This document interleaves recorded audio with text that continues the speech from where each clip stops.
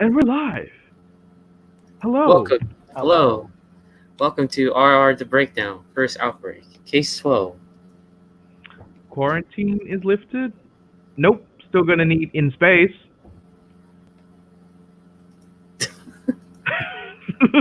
That's it? No, nothing? Okay, fine. We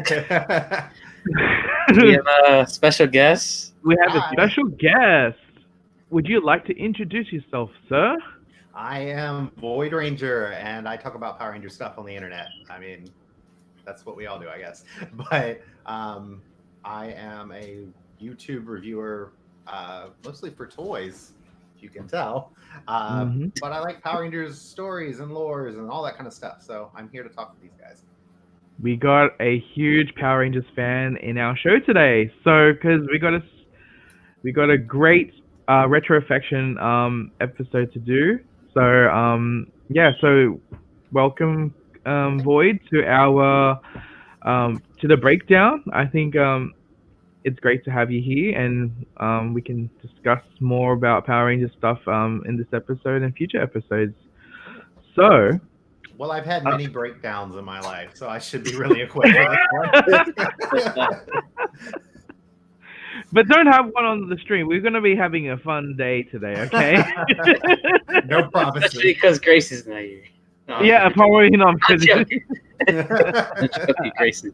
Where you are. We're sorry. All right. So let's start off with the upgrades.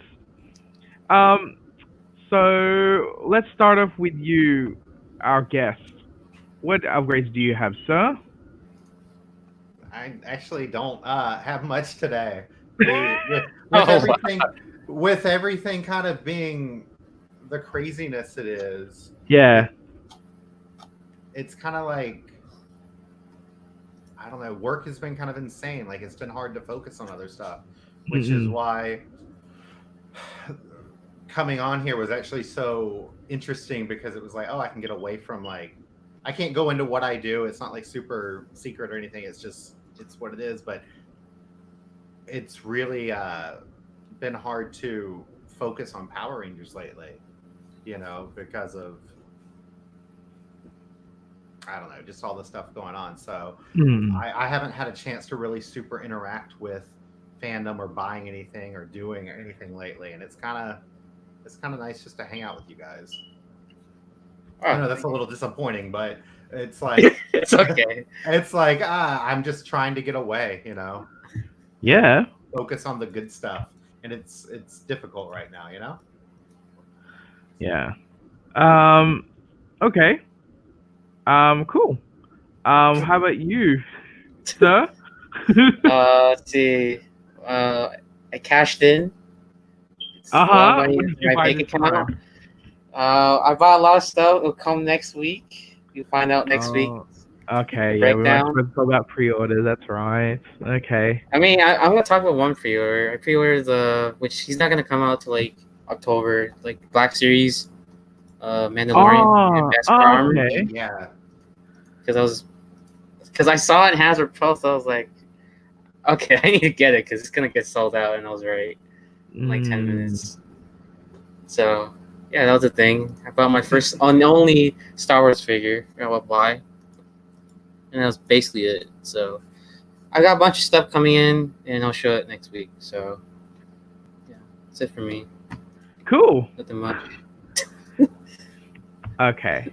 All right. I got. I want to show an exciting upgrade. Okay. Okay. This is on my phone. Okay. So. Oh yeah, I got that yeah, too. That's nice. Yeah? So. Yeah, I got That counts. Hey. That counts. I had that. I have that on my phone too. Yeah, it fits so well. It's the RRR 10th anniversary iPhone wallpaper.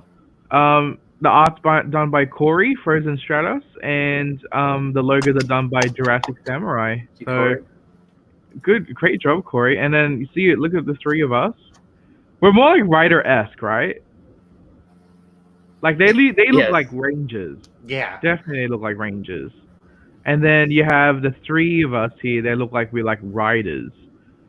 So when Grayson comes back, we'll talk about more about the designs, the concepts, and how we approached them and stuff. But actually, thank you, Corey from the streets, for actually doing the artwork for it.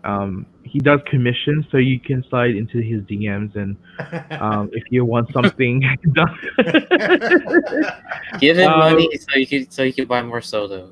Right. Yeah, so Yes, he continue finishing off his SODO. Also some other upgrades I got. So you know how you guys have GameStop and I have an EB Games. Yeah. So they were having a sale going on and they were doing some clearances. So I think it's discontinued now by Hasbro. So I got the Overwatch The Ultimates figure line.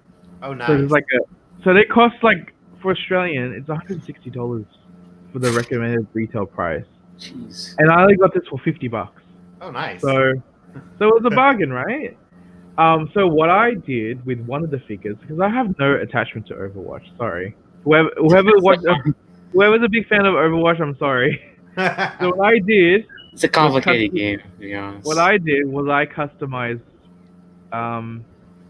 the Genji figure, repainted him, and he has that rider armor in the game.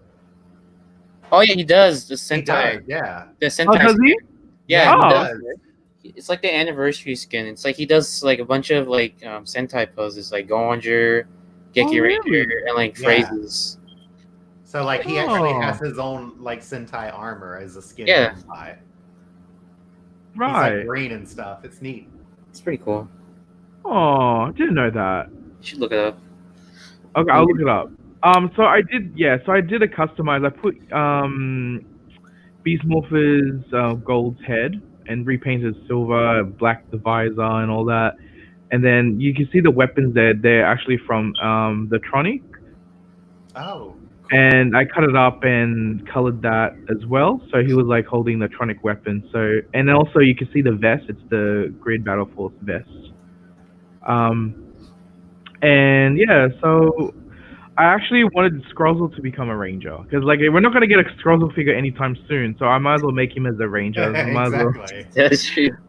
So I was trying to say that the lore is Scrozzle stole Nate and Steel's powers and made his own with using that. So I got him to pose him and fight against them. That's awesome. Yeah. How long does one of those take you? Okay, so I was doing a rewatch in the middle of the night, and I don't know. I just started it at 1:00 in the morning, painting it and getting a random basic figure, just coloring the head. So it just takes me a couple of hours while I'm watching, because I get distracted. So it doesn't take that long. But it does take a bit of patience because you have to get all the crevices and stuff. I still got to do some touch-ups on it, but it's been fun. It's just a very therapeutic thing for me to do. Yeah. And I just think about random stuff. So I do like it because I really want a Scrozzle figure eventually, but I don't think. Yeah. Lightning collection 10 years from now. Oh my God. Yeah. Yeah. Yeah, I do multitask, but sometimes I don't do it really well. I'm doing two things at once, but they're done poorly. Cause when you divide yourself, you kind of you're not 100% there, so it's not. So sometimes I miss out a little bit of details when I'm watching an episode of In Space, and then so I miss a little crevice and stuff. So that's how you do some touch-ups later on. But yeah, that's it for our upgrades. But you got some upgrades on Discord, guys. So what I'm going to do is going to share. Let me just set it up.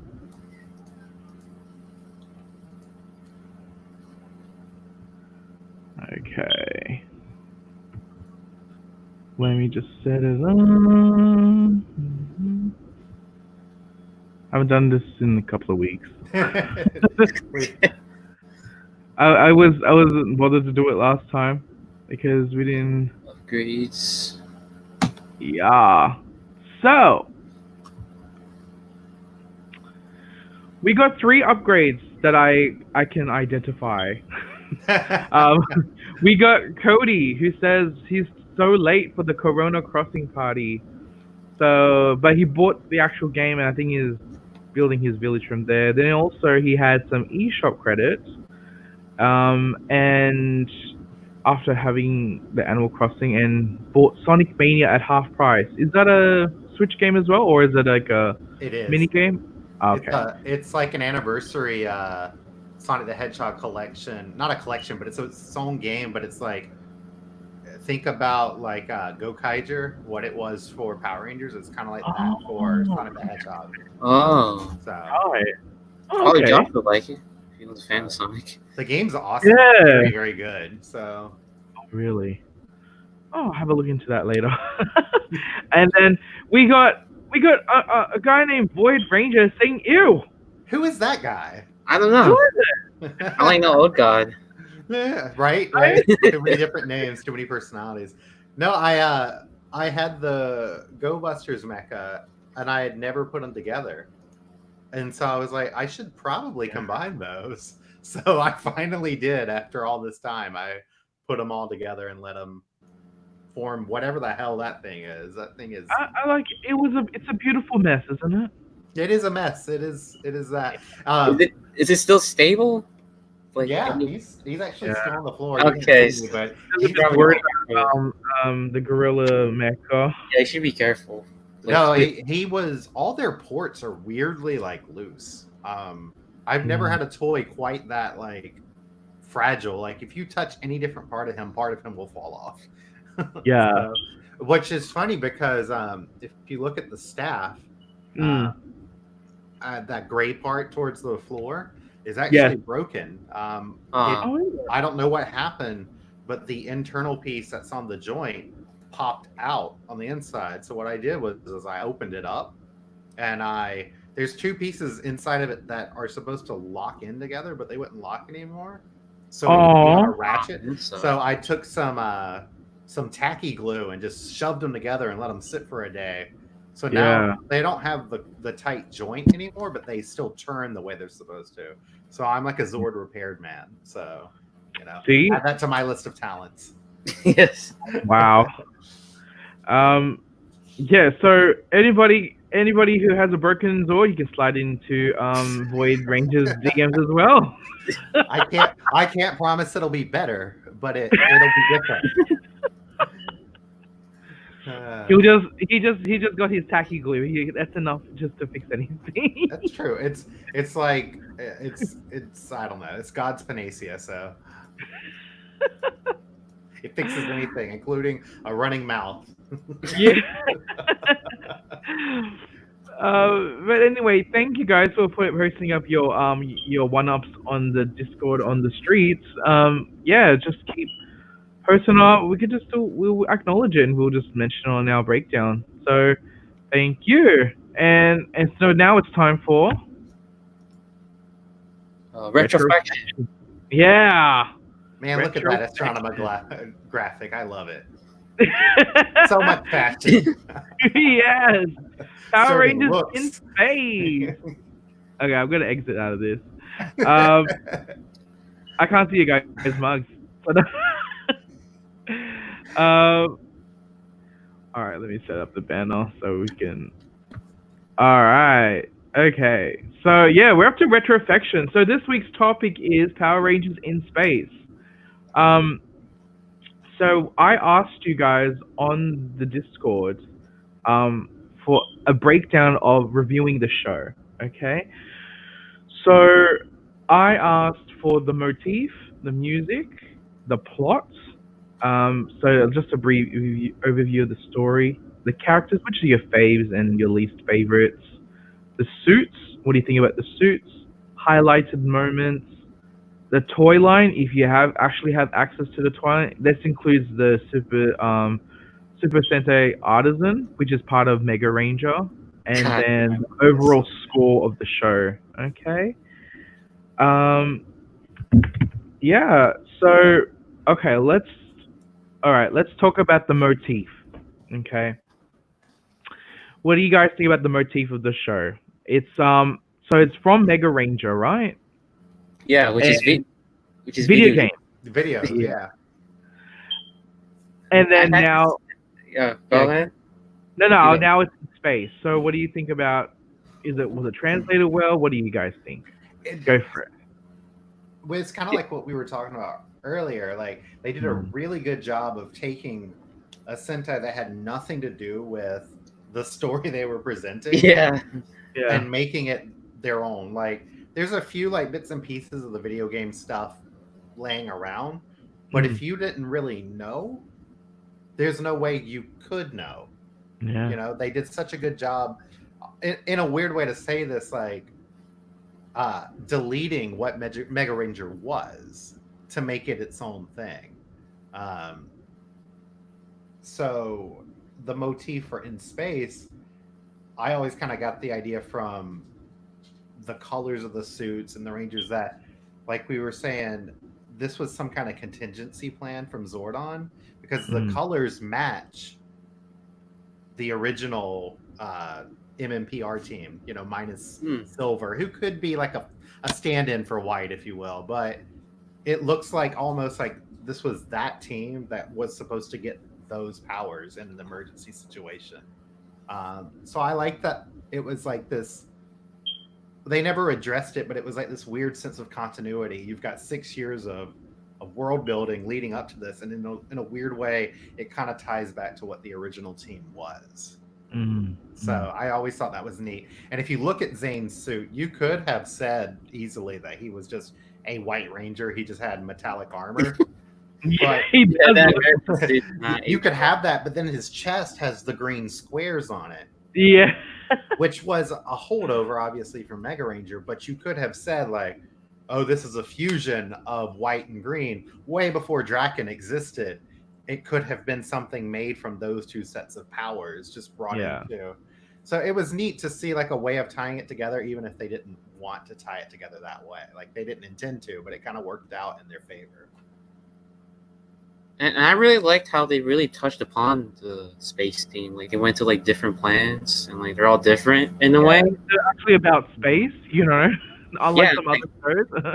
Nisada was involved in several episodes. Yeah. It was really good. And you've got, this was the first season that really opened up the lore of the universe. Like we had seen the Alien Rangers, we had the Machine Empire, we knew there was stuff out there, but we never got to go there. It was all more about telling than showing. Yeah. But this, what we think about Power Rangers now is like, yeah, we know there's all these planets out there, there's all this different stuff, but In Space really introduced us to that. Yes, it did. Yeah, it totally did. And it was really cool to see like this, again, if you didn't watch Mega Ranger, you wouldn't have known that they didn't really go into outer space. They just had space-themed Zords. They didn't care. Yeah. They didn't let that hold them back. They just took a green screen and was like, let's go somewhere. And that's awesome. They did a really good job with that. You know, I like the fact that when in the beginning where Ashley was like to Andros, like, you're a human? Or who was it? Was it Ashley? Yeah, Ashley. Exactly. Yeah, and then Andrew's like, yeah, there are other humans at other planets. And I'm like, you know, he set the standard like humans doesn't exist in Earth. Like you can have humans in like they can grow and populate in other planets. So it allows for people to, you know, future, you know, seasons to say, yeah, we came from the planet blah blah blah, but we're still human blah blah blah. You know, we don't have to be covered in green, covered in, you know, scales to show that you're an alien. So I like that aspect as well. So there's aliens, but also there are humans beyond Earth. I like that type of. But I also like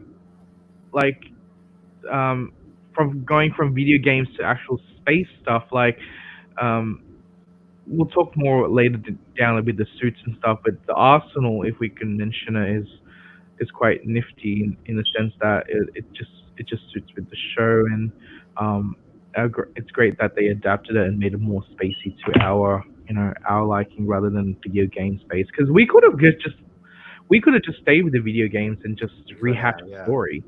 But You the could. fact that at that time they were very creative, taking one motif and transforming it into our own original type of storytelling and actual focus. I actually like that. And with what Power Rangers had been up until that point, like how serious the story had gone. Obviously, part of the Turbo ending leading into Chase into Space was because they knew what they were doing with the next set of footage. Yeah. But how would you have built up like this big threat and then been like, oh well, we get our powers from video games? Like it's kind of. I think it's really good that they went away from that. Yeah. Because it allowed us to, at the time, have this really epic conclusion to what Yeah. was supposed to be the end. I honestly thought about this before, like if Mega Ranger had been adapted like 100% the way it was presented, I think the season would have kind of felt more like season 3 of Big Bad Beetleborgs in a sense. Like it would have had to take that same weird That's what I was tone. thinking. Yeah. Like, and that doesn't, like, Turbo was already like all over the place for tone because they were trying to match the Sentai, but then they weren't, and it was just a mess, which is well documented. But I don't think and not even I don't think I know that the tone, if it had matched that same thing, nobody would remember In Space in a positive light the way they do now. Yeah. Because the tone of Turbo was just a wreck. It was. So, which is a joke when it's in It was itself. a But mess. I'm just really glad that they were, like you said, more creative. Like they took what worked, but then adapted it to English audiences rather than just carbon copying it. So, yeah. And I liked the fact that they can, it's because it's part of the Zordon era, right? So they tried to, because Zordon went missing, so they tried to, make anything possible to go from the video game aspect into the more the in space aspect kind of thing. Because like if they were to keep the video games, they could have just said, okay, we lost our turbo powers, our command center destroyed. Let's go to an arcade and found the new powers there. You know what I mean? Yeah, exactly. We found a bunch of morphers in an arcade, and we're going to save the Earth again. They basically focus on Earth. So I guess they could have like spun it into like more technology, like, oh, this is something like Billy Left Behind or something. But Billy was never presented as like a video game kind of nerd. Yeah. So again, it would have been super weird, and the tonal shift would have just been all over the place. Yeah. So yeah, that's basically the motif. I actually enjoyed what they did with the motif. Let's move on to music. Let's talk about the music. So what do you guys think about the theme song? I love Ron Rosser. He's come back. Even though it's a really good. I don't know. I don't know if I'm lagging out. You guys just like disappeared on my screen. Oh, really? Sorry. Yeah. I mean, yeah, it's probably right up there with like the Zeo theme. like it's just so good, and it fits the theme of the series perfectly. It gets me hyped up. When I do the Netflix rewatch, I don't want to skip it because it just gets me hyped up every time there's a new episode coming on, like counting down, and then like you just pop your head to it. It just very nostalgic to me, and rock is really good. It just works with tokusatsu in general, and yeah, but like that's one of my favorite theme songs, to be honest. But I also like the shortened down version, like when you want to just get right into it as well. Like it's like a 30-second version compared to the 42-second. But what about like the insert music? Like I love Go Fly Wind. Which one? Go Fly Wind, the Megazord battle. Oh yes, yes. I mean, all the lyrical themes I'm good with. I like them. Yeah. But I don't know how other people feel about this, but I've never been a huge fan of like the classical instrumental themes in Power Rangers that were not electronic. For some reason, I feel like they sound weirdly cheesy. I don't know how to really explain that. But there are some good ones, but I would have liked to hear more instrumental like versions of music we had already, like Go Fly Win, like that kind of thing, rather than random flutes in the background or whatever. So I'm kind of up in the air about the music of the season if it wasn't like digitized. I do like the orchestral music used in there with a bunch of trumpets and all that fanfare. It sounds very like regal space themed. But I do like that. Like it just sounds very epic at times when they have a victory or something like that. So yeah, it's a great mix of rock music, and then you have also like the orchestral brass instruments and trumpets and all that, which sounds really cool. But yeah, there's nothing else more to say about the music, but otherwise it's pretty good. Yeah, I mean the quality of the music is great. Like the Power Rangers has a really unappreciated sound team. It does. Like I wish it still has that. Like there was something really special. Like even if you didn't like necessarily enjoy the song or the music playing, a lot of work went into it, because that's something a lot of kids shows that weren't like Disney focused didn't really have, because it never sounded generic. Yeah, that's basically the thing. So a lot of work and a lot of love went into it. Wish we had that in our recent times, don't we? Yeah. Oh, I just want to acknowledge we have a new viewer on the show. Kedam Edits. Hello. Hello. Hello. Hope you're doing well in your editing. Yeah. Kedam. Kadam, girl.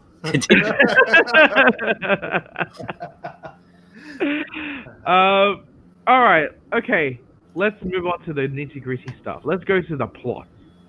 Oh, there's a lot to say. Okay. There's a lot of plot in this series. So, so let's start off. Okay. So Turbo ended, and then the team has to, the command is destroyed. They escape into space, and then they happen to find a Red Ranger, right? And they're like, "Oh, it's a human! It's a human!" And then, and then he was like, "Oh, I'm Anders. I'm from KO 35. I'm here to look for Zordon, right?" And then they're like, "Okay, allow us to help you." And then he didn't want to do it. He didn't want to have anyone to work with. And then all of a sudden he's in a tight bind, and there you go. They became the In-Space Rangers. So basically the main goal is to actually find Zordon, because he was actually missing from Earth. So, yes. That is true. As long as ass whooped and now Andrews has to fight. Hot evil sister. That's basically what it is. If Black Cat was here, he would just say that. Yeah. But actually, on the first episode, Dark Spectre was, was convening with a bunch of the previous evil teams from the previous season. So, and then he introduced Astronomer as the new second in command, basically. And then Diva talks like, "Who the hell is this bitch?" Direct quote. And then Astronomer's like, "Yeah, I'm the new queen of evil." And then there's some sort of rivalry going on. So Astronomer is basically just wants to keep Zordon beside with what is Deep Spectre, right? No, is it Deep Spectre? What? It's Dark Spectre. Dark Spectre. Sorry. Not Deep Why did I say Deep Spectre? That's what Ghost. Yeah. That's Ghost's. I know. My bad. which we will never review that show unless. Yeah, I don't know what I missed in that show. Sorry, my bad. So yeah, and well, and Andrews was also trying to find his sister Corone, who was kidnapped. Um, and little did we know that she ended up being the evil queen astronomer. So there was that type of story as well. So that was basically the main plot. But how do you guys think how they delivered the story?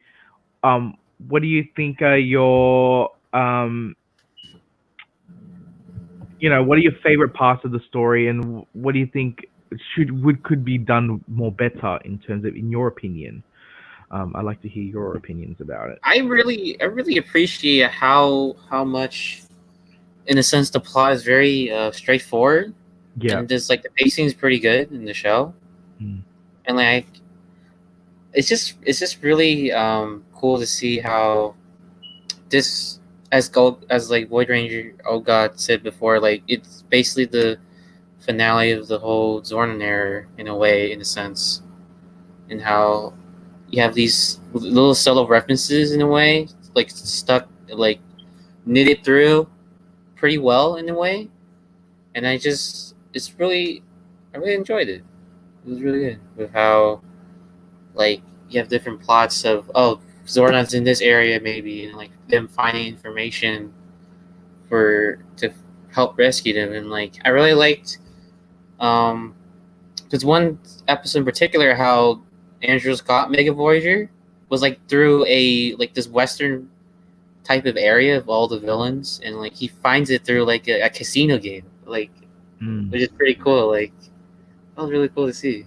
Doing Star Wars before Star Wars. I know, it's basically Star Wars. That's before Star Wars. It's cool. The idea that it's its own self-contained series. It's also a sequel series, but it's also the finale to the whole franchise at the time. It had a lot riding on it. Like it had a lot of different things to juggle, along with adapting Mega Ranger footage in a way that really didn't match up with the story they were trying to tell. So they had a lot to do. I liked how the Turbo Rangers, the second team, got, even though it was Andros's show because he was the new Red, they still got to have development in ways that they didn't have in Turbo. We got to see Ashley, make Andros open up, which ties into his, like, he kind of didn't want to take on this team, presumably because of what happened to his sister, what happened to Zane. He had all these other colors, so clearly there was a plan to have other Rangers. Did they get destroyed during the attack? What happened to them? So we got to see her be a catalyst for Andros to open up and kind of discover his Earth humanity, because, like he said, he's a human, but he wasn't from our planet. And the four Rangers he was with before Zane came up were aliens to him. Yeah, he was an alien to us as a viewer and to the other four previous members. But you flip it around and you think, no, you're the aliens. So it was interesting to watch them interact. But one of my favorite episodes, which I think did a lot, whether we knew it at the time or not, was when I can't think of the monster's name, but when Cassie's monster becomes her friend and is like, I don't want to be evil. Oh, the bee one. The bee. Like, it helped really give an amount of depth to the alien creatures. Like, because previously we had been presented with, they're all evil. They're just created. They're bad. They serve the monsters, whatever. But this time around, we got to see somebody who was like, this isn't what I want to do. Like, I might look like this, but I'm not what you think I am, which is in itself a classic Power Rangers lesson. Like, don't judge people based on how they look. Yeah. It was like with Seymour as well. Which was quite an endearing episode, to be honest. I actually liked, the fact that they actually cared for him and worried about his welfare and tried to protect him against him from being a slave to the other monster. So um, so it was more like embracing other creatures of other different types of creatures. So being and they actually want him to be part of the actually wanted him to stay with them. You know what I mean? So I really appreciate how they treat the alien aspect incorporated into the story, because we don't see that a lot in the beginnings of the Power Rangers. So I always thought that aliens are evil, or Exactly. or in trying to invade the Earth. No, it's not. There's separate species, and there's good and bad within that particular Just species. like humans can be good and bad. Exactly. And in its own way too, by showing that, it helps set up unknowingly or otherwise that like something like SPD where the aliens come to Earth and now we just get along. Like that helped make that possible. It added some depth to the universe, even though at the time, they thought that this was the end. It helped really expand the possibility. So what I like the most about In Space is while it did wrap up a big story, and I think in the end it succeeded in that, it also did a really good job of expanding the franchise as a whole with a lot of smaller stories, a little more slice of life, like just here and there. Like it in the grand scheme of In Space, it might not have made a huge impact, but in the grand scheme of Power Rangers as a whole, it really did open up more potential for future shows and future plot lines that we would get, whether it was in the show or in even the comics, So I think they did a really good job with that. Yeah. But the favorite plot line for me was Andrew's trying to find his kidnapped sister, because that's like kind of a new thing that they introduced in Power Rangers, like a missing family member, and who turns out to be the evil the evil person. So there was a lot of conflict between him and his colleagues. Like, do we trust her? Like, I found her. Like, do you trust each other? Like, there was a lot of back and forward and all that stuff. So it makes us question, like, did she have a little bit of evil in her? Was she actually brainwashed? Because in the first part, when she became good, she I don't know if we remember. Was she under a spell, or was she just actually taught how to be evil and all that? She was raised. She was raised by that it. way, yeah. By a Clipter. Yeah. So but after that, when she found out the truth and all that, then she ended up being good. But I feel like she could have had some sort of like evil like tendencies. I mean, she does still have a little bit of attitude after when she ended up being good. But what got me is like when she got kidnapped again. That was kind of like, whoa.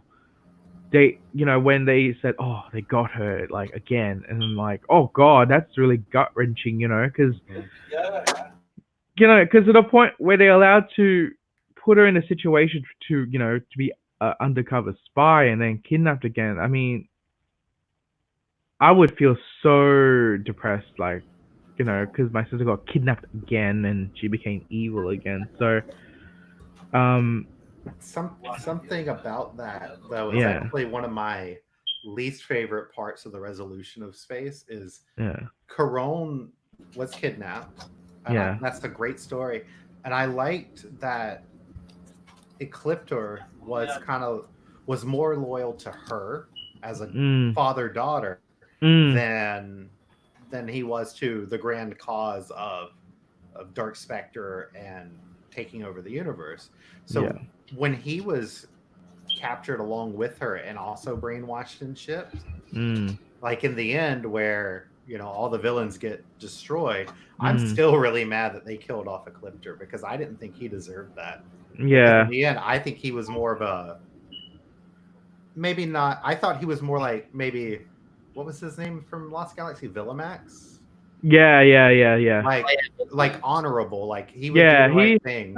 he had a lot of honor in him, and he was basically bashed backwards and forwards in that show. Yeah, so it kind of like that's one thing I didn't enjoy is like I really wish Ecliptor got a better ending because I still think that even though he was the Rangers' enemy, he actually really loved Caron. Yeah, and I reckon Caron can actually convince him to be good. Yeah, and he was willing to help them. Yeah. It just he got kidnapped as well. Yeah, unfortunately. So they didn't really they just killed him off kind of quickly. I wish they had gone more into that. Yeah. And also including into the plot, since we're up to it was supposed to be the last final season of the Zordon era. So I liked that they had some anniversary episodes wedged in. But let's talk about like how they included Adam into it. And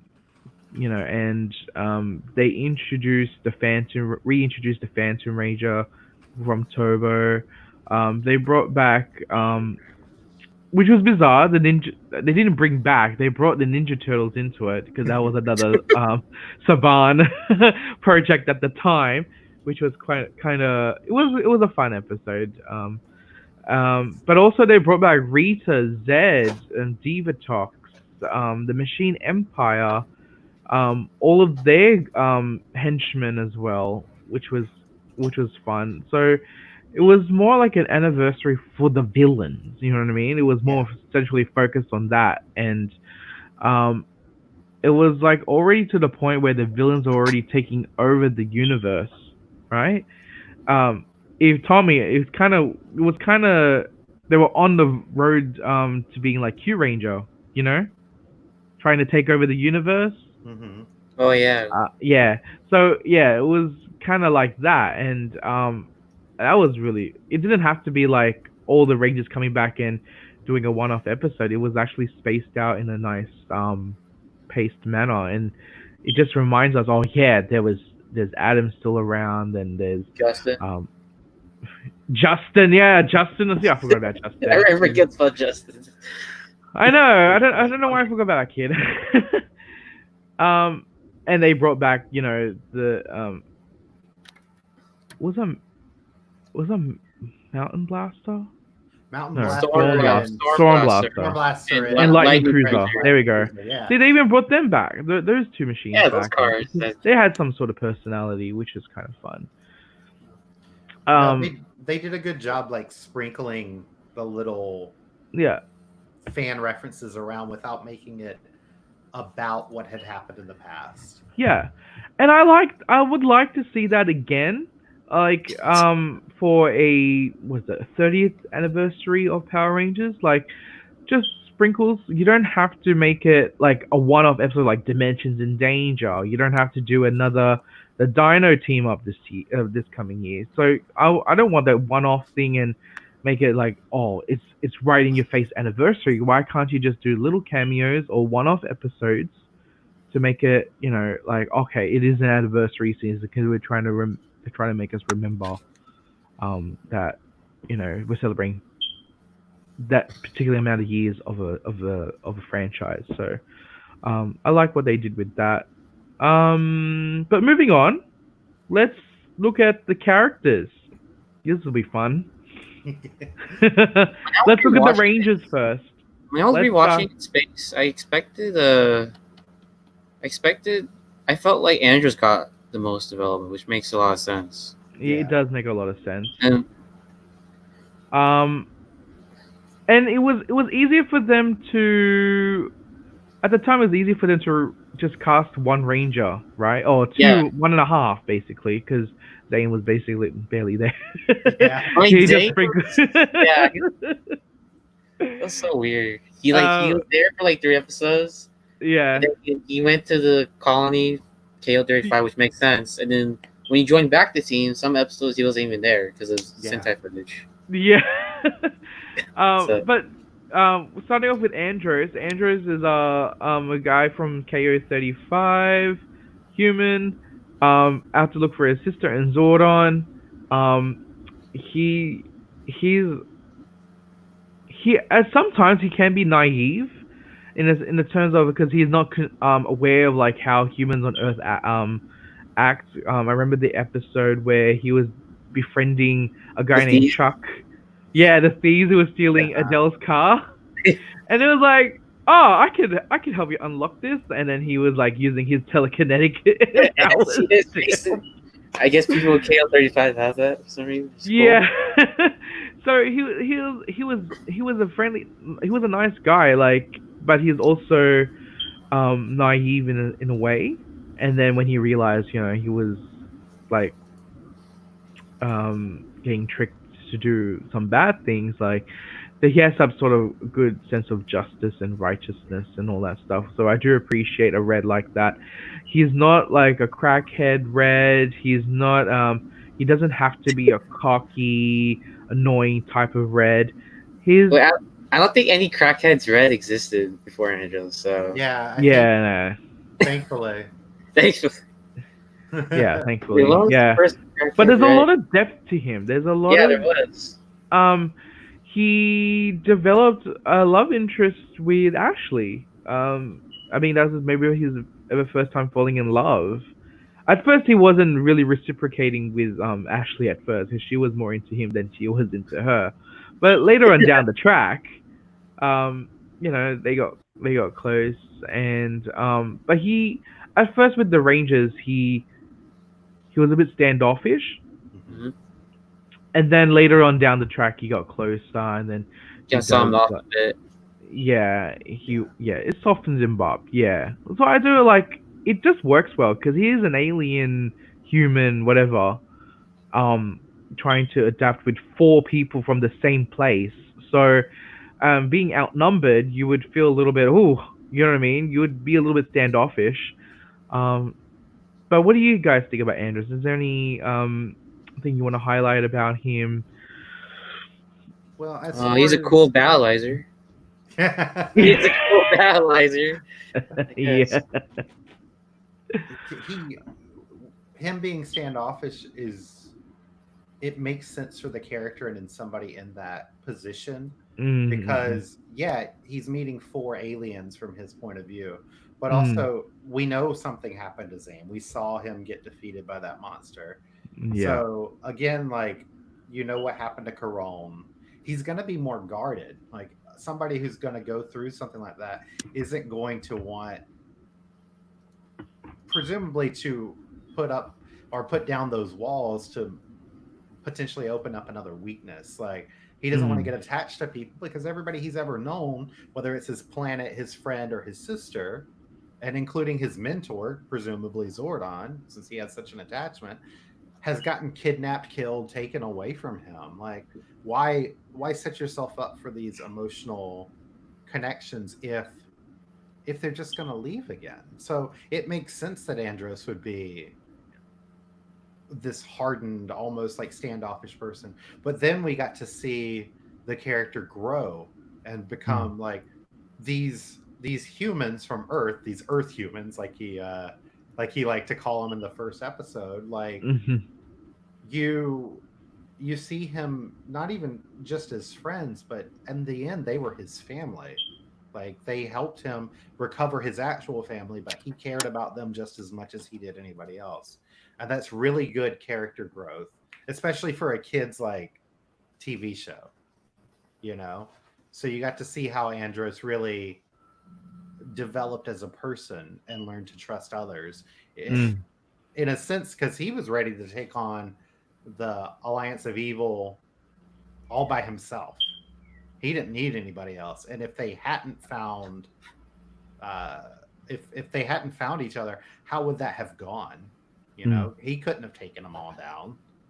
He'd like to try, but he would have gone out. He wouldn't. Yeah, he wouldn't have done it. So I think they did a really good job progressing Andros' story, working in giving him something to fight for in his sister, but then turning it on its head and being like, well, now you have to go get her again because she's alive. Yeah. But they've taken her from you again. So Andros' story is very well developed, and it's a really good story. Yeah.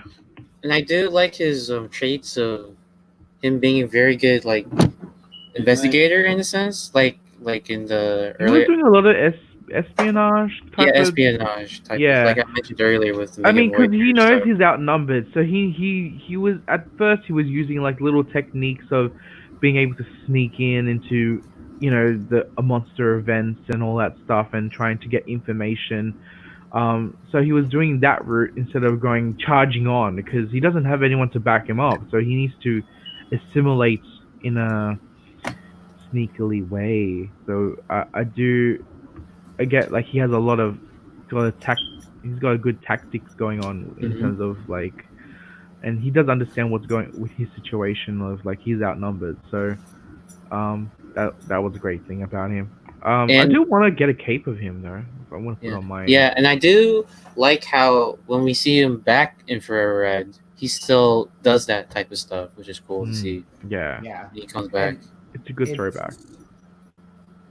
it's it was a good way to show Andros was still a capable leader because you Mhm. did have to have a way. Because I love TJ, Yeah, TJ was TJ's still good fantastic. too. Yeah, Yeah, but you had this new guy come in, and you had to have a reason for the the Watchers to accept him being the leader. So you yeah. couldn't just have some joke character show up and be like, "I'm in charge because I I say said so. so." You have to have the qualities and the traits that define a leader. And Andros and TJ are different, but they're both still leaders. Hmm. In their own And way. yeah, and so it was good to show that Andro was more than capable of leading a team aside from just I came in and I said this is how it is. But they do touch on that sometimes. They're like, you can't just pretend it's just you anymore. We Yeah, are a team. So they Yeah, didn't ignore that either, which built yeah, natural conflict, which would exist there, but they worked through it, which is a good testament overall to just the writing of the season in general. and it made sense when like Andros showed up when he said, "Oh, you guys don't know, you guys are only Earth Rangers. This is a whole like different area in space that you guys don't know," and so it makes sense since he's the that he's most the leader veteran and can of show them all. around and he knows Yeah, basically the coordinates and all that stuff. yeah, Mhm. But yeah, so moving on, then let's move on to TJ then, because he's nearly like the second in yeah. command. I would say he's a secondary Yeah, commander. Yeah. absolutely. Um, Um. Go. TJ got all of his development in Turbo. Mm. Unfortunately, I think they kind of just he was there in space to support Andros mostly, like to be the backup Mm. Yeah, leader.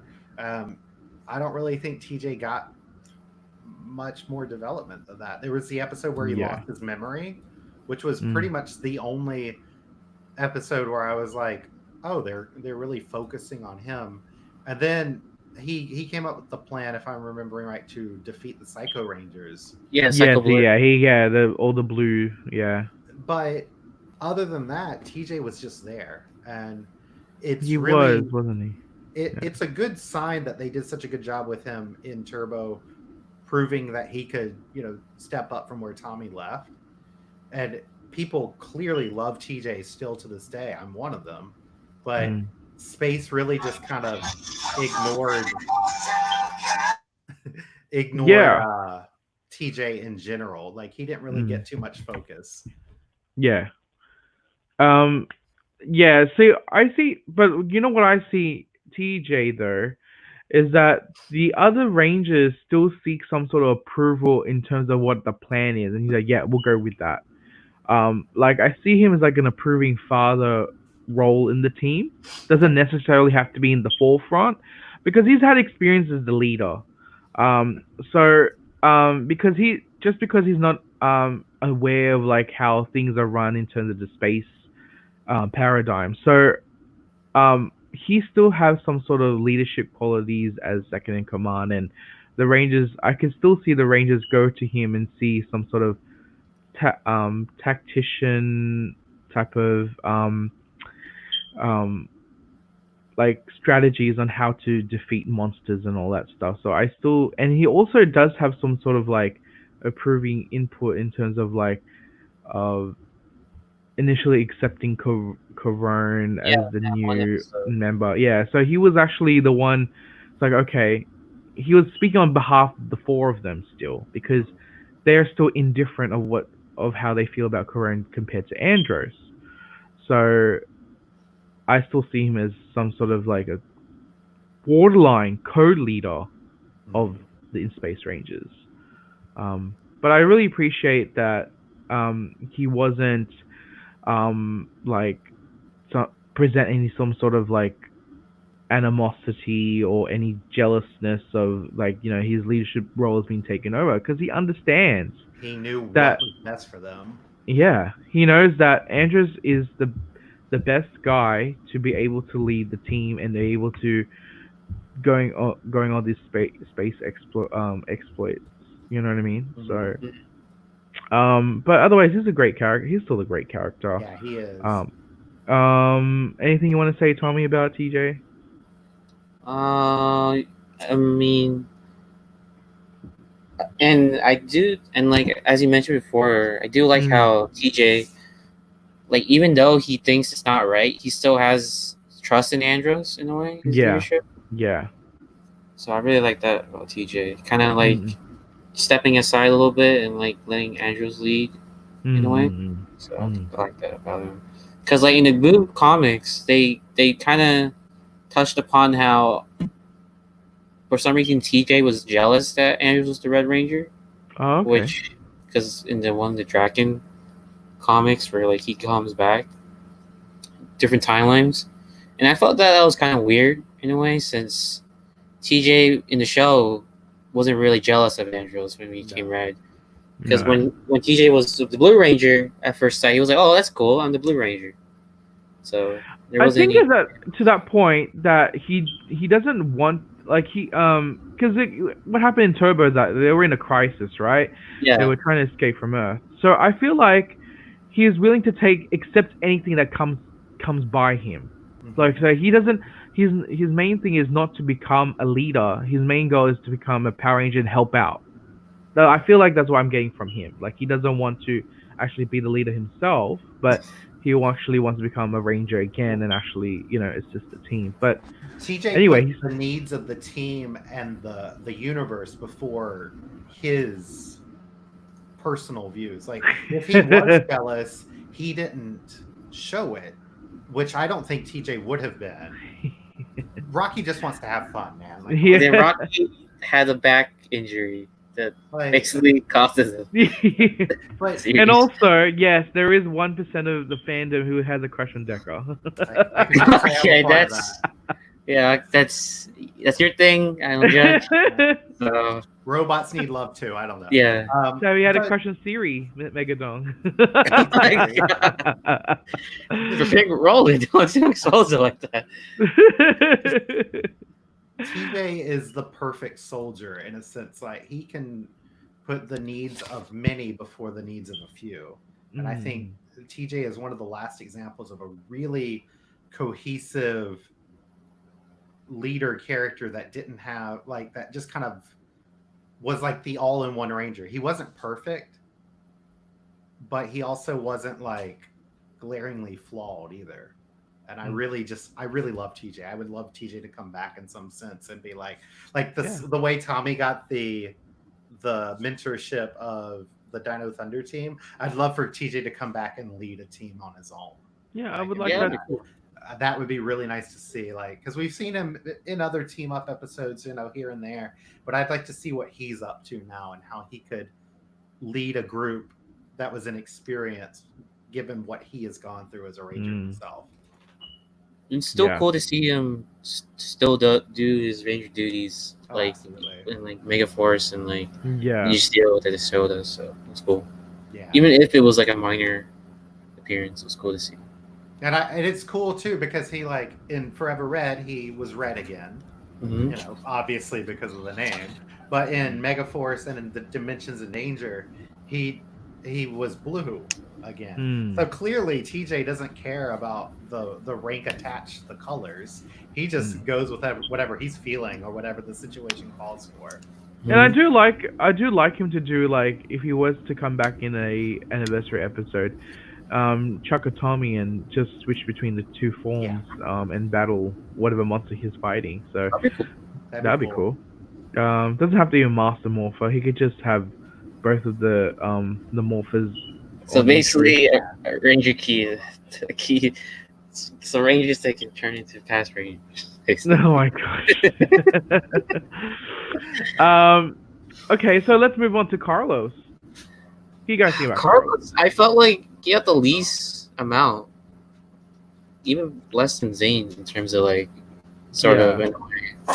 Carlos is very much a suit filler. Yeah. Yeah, Carlos for me was he was quite of a screw loose a little bit sometimes, because like at first like he wanted to quit being a ranger because he accidentally friendly fired his mate Cassie, and then he was really like he just bursted out and sent in his resignation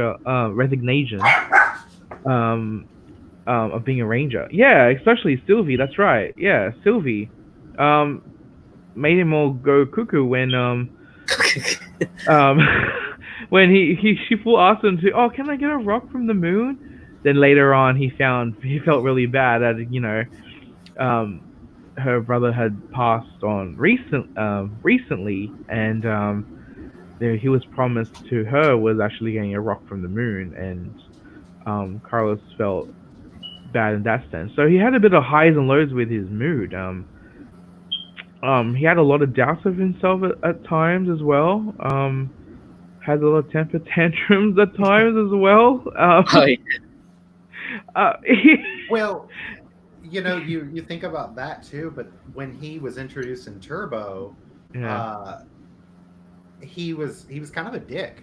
That was Adam's whole thing with him. Like, injuring Cassie, it played to introduce Adam, like, come back, this is your episode, like, this is Adam's here. But realistically, they had been through so much that something's gonna happen. Like, you wouldn't want to hurt your teammate. But Cassie also knew that, like, you didn't mean to, man. Like, so his little emotional breakdown was a little silly. I mean, but it was the whole reason Adam came back was to, like, mentor him and show him it was fine.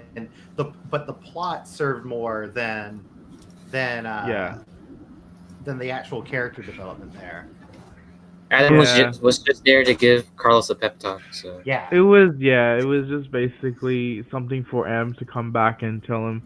But I think they could have done a different route. But it was kind of weird for me because I felt like Carlos wasn't he like injured before? Then Andrews made that same kind of mistake in a way because he got Carlos injured. He did. Yeah, it was kind of similar. Situation. And that doesn't affect Andrews one bit. Like, I mean, in terms of like, getting ready to resign and quit the team and leave. So it was a bit over dramatic in that sense, and especially when Sylvie asked him to get a rock in the moon and then full told her off and stormed off. I mean, telling off a child, man. Oh my god! I was like, whoa, that's a bit extreme. But he was basically there. I mean, he was the forefront of the Quadra Blaster. But that's only because of the Sentai footage. Like, TJ, I was having this discussion the other day, but TJ should have been the Black Ranger because that makes more sense. The same footage, because there were moments where Carlos just like took over, but it didn't. Yeah, because in Mega Ranger, the Black Ranger was like the leader. Really? Yeah, in a sense. Oh yeah, because it goes off by one. Is it go by numerical 1, 2, 3, 4, 5? Yeah. And then so Black was second, right? Yeah, true. Because like Mega Red and Mega Ranger was like a slacker. And then, okay. Black was like the leader, like stoic, like leadership type of character. Yeah. It's weird too, like because if you think about it, when the Mighty Morphin transformation to Zeo happened, Yeah, And Rocky was still second in command, that's true. but It's just villains. but they didn't go with numerical order because Tommy was Yeah. 5, but Rocky was 3. Yeah, Adam yeah, was yeah. 4. So That's like right. they've mixed this up before. Yeah, they But have. I don't know. Yeah. but yeah, I think for the footage sake, TJ should have been black. But Yeah, that would Yeah. make more sense. they probably wanted to avoid the whole black guy as the Black Ranger thing again. Yeah, Yeah, oh my probably, now I think God, about oh it. Because people can't handle that. Like, I mean, if you were to do that now, I mean, it would be a protest. well, you had we've had Black Rangers who have been black since then, though. Like, it's Yeah, what's his name? Overdrive, and then Samuel Yeah, Benta. yeah, and yeah. then Samuel we Benta. I mean, I don't know who's been since then. I can't think of all of them off the top of my head, but that was a very 90s, like, kind of almost like pop culture, like, oh, it was the black guy, it was the Asian guy. I really don't think they meant to do that. Yeah, no. Like, so, especially for a children's television show. But I think in this case, by 1998, it would have been okay to have TJ be the Black Ranger again. Yeah, of course. It's So- just people just read into things too much, you know? Yeah. So Yeah. But yeah. yeah, Carlos was all over the place. He was Yeah, very he was. It was a emotional roller coaster for me. yeah. There was nothing really like memorable about him, to be honest. Yeah. Um, The next most memorable thing about him is Yeah. his haircut Yeah. in Lost Galaxy when he got it all cut off.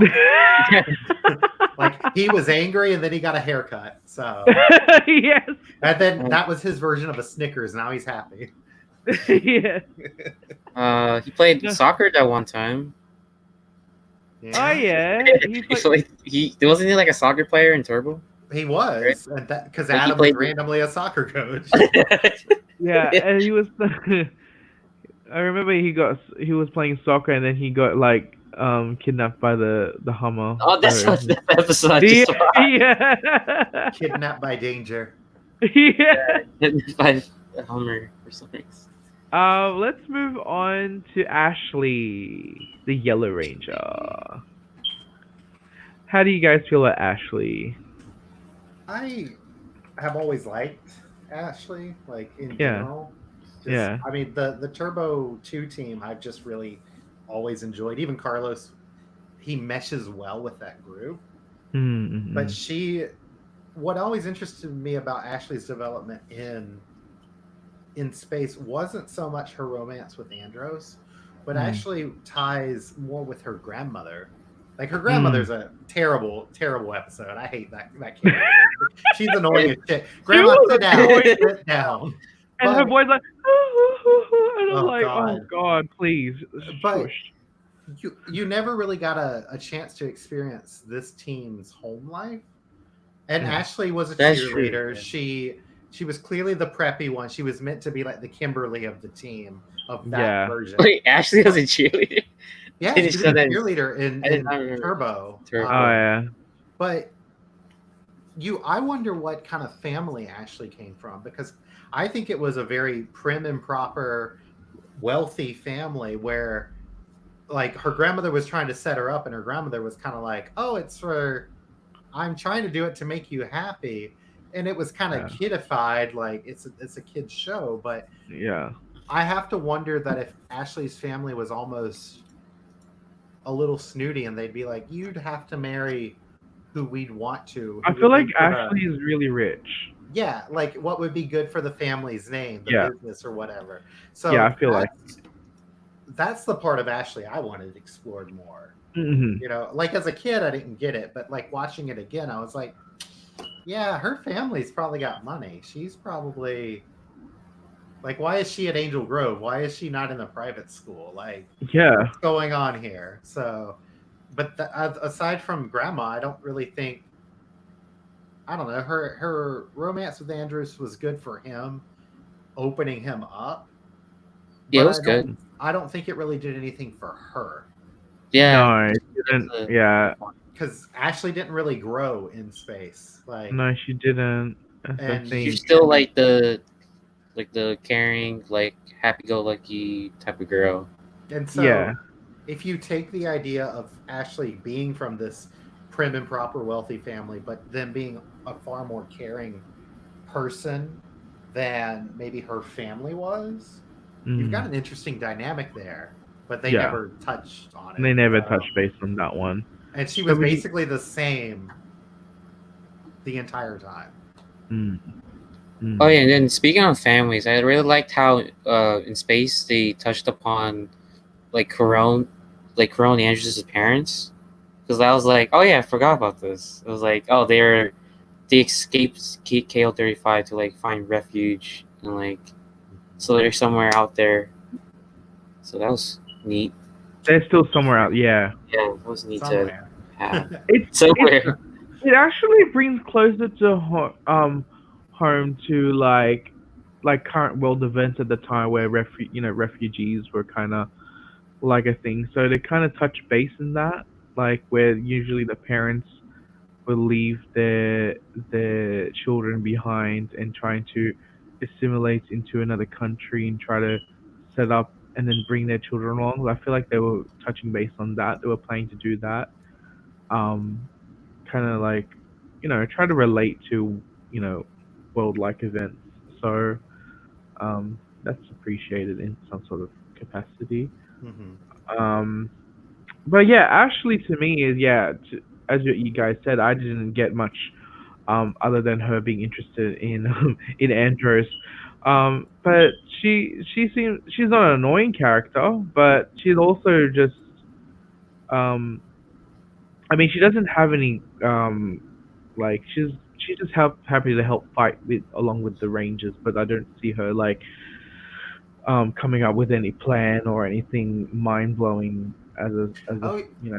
she did have that episode where Astronomo was her.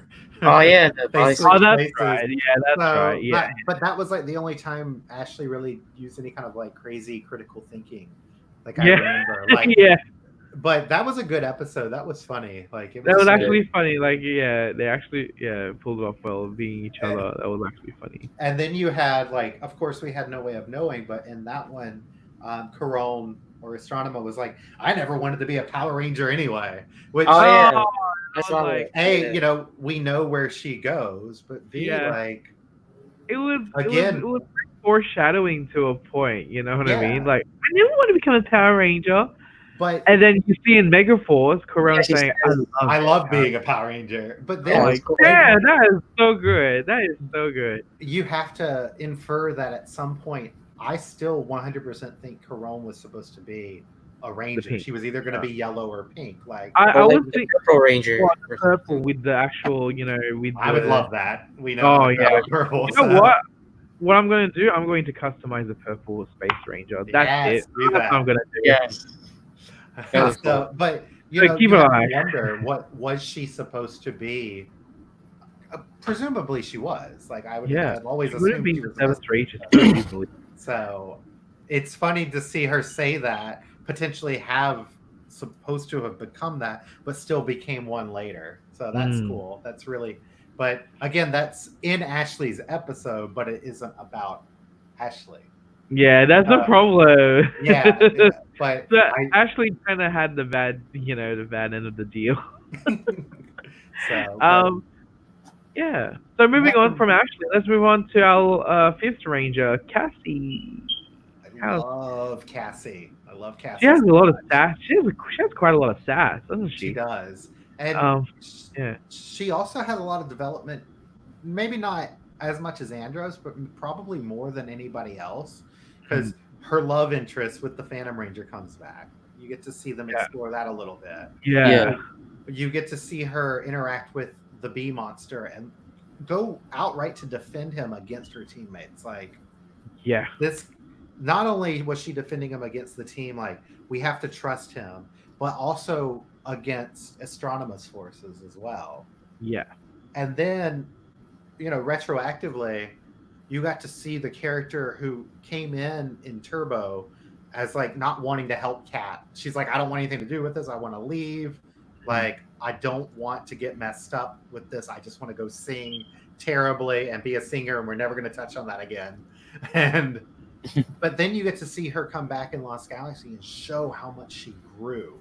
Oh Every yeah. character. Cassie was all this potential, and she replaced my favorite Pink Ranger, like of all time. Like Kat is my favorite of all of them, but Cassie is a very close second.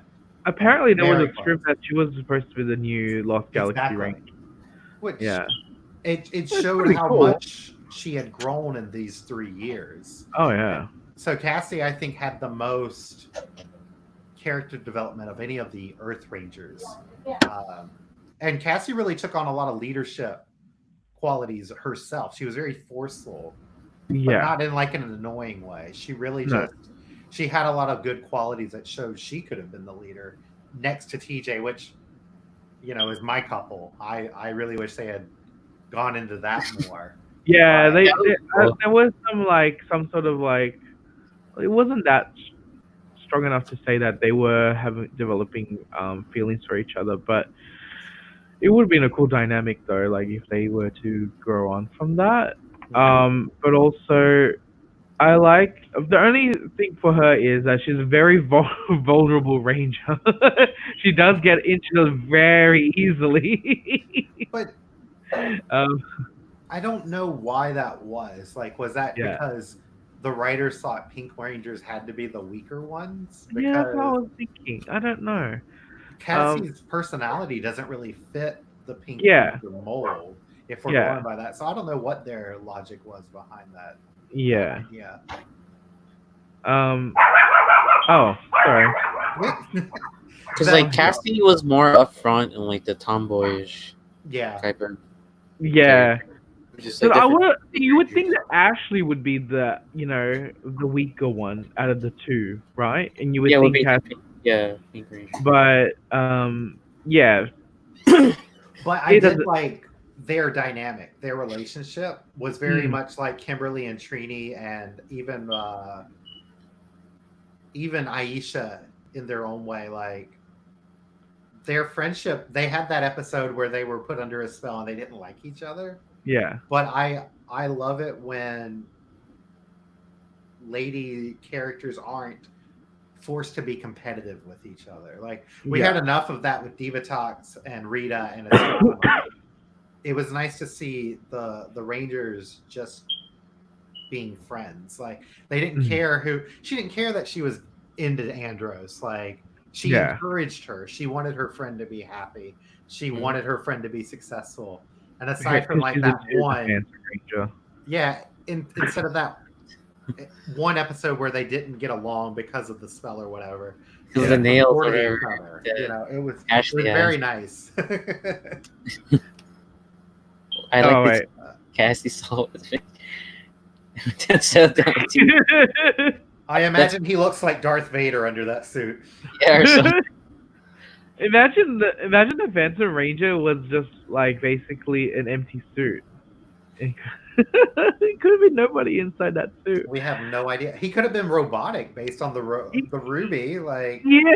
Yeah. like, in this day and age, you have media with people falling in love with robots. But I'm not sure how that would have gone over in the late '90s. Yeah. I'm not too up to date with my robot like smut novels, but I don't imagine Cassie would have been down with that. Yeah, that's pretty much yeah, Cassie, yeah. How about moving on to Zane? We're gonna talk about Zane. Zane was pretty. I actually wanted to feed people that like Zane for some reason. Eh? I just like his charming personality. That he's just like the jokester Yeah. thing. Like the jokester Yeah, of the It's different. It was like a Six very Rangers, different. right? Usually, Six Rangers aren't usually like Yeah. that, right? Yeah, Oh, except during like that time. Antonio. Who else? Who else a jokester as a Six Ranger? Antonio. I only know Antonio.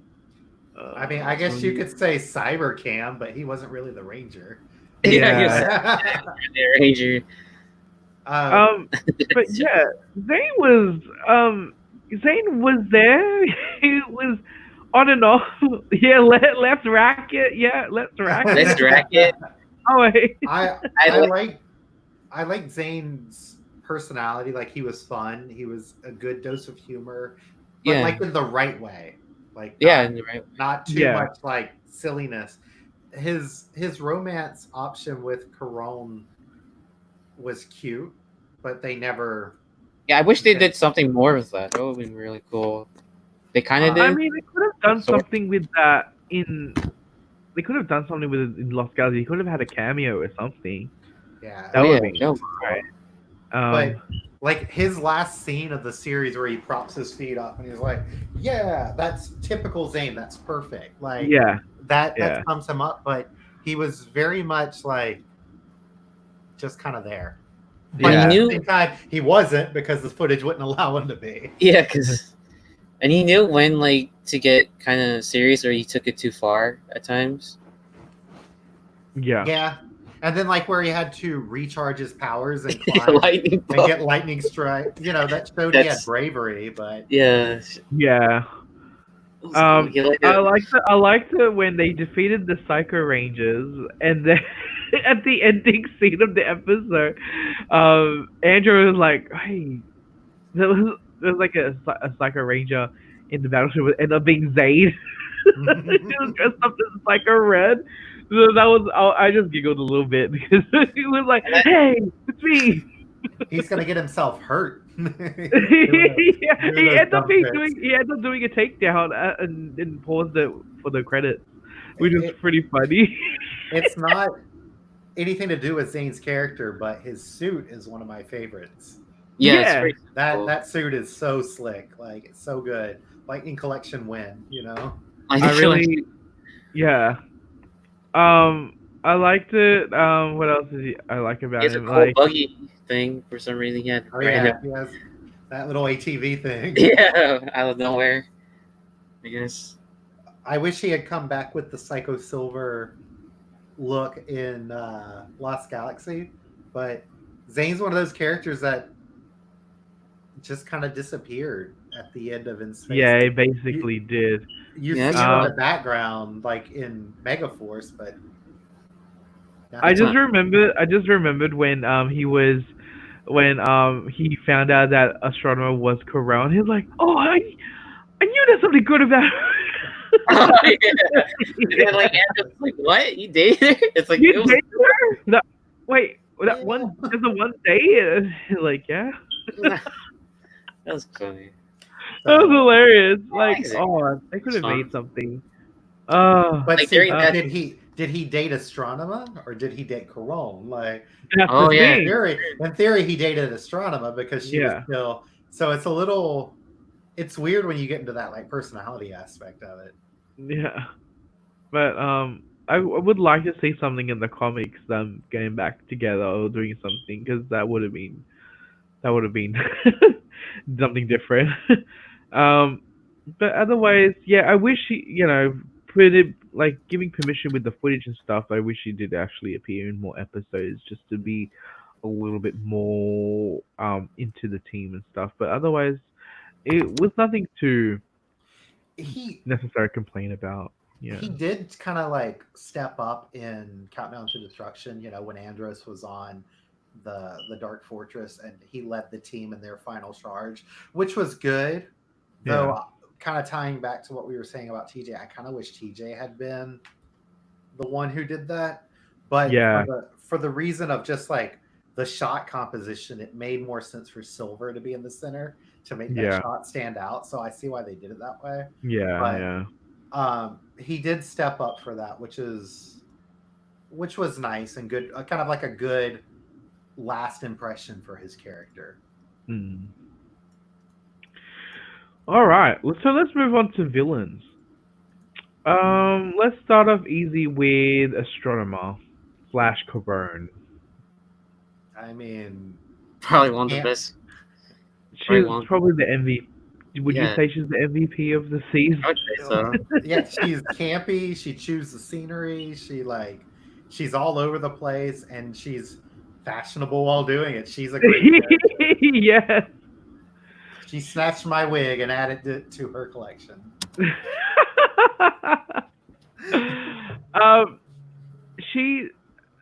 She's it was a great story about her, like her being a kidnapped little sister, being corrupted, but also still being very childlike at times.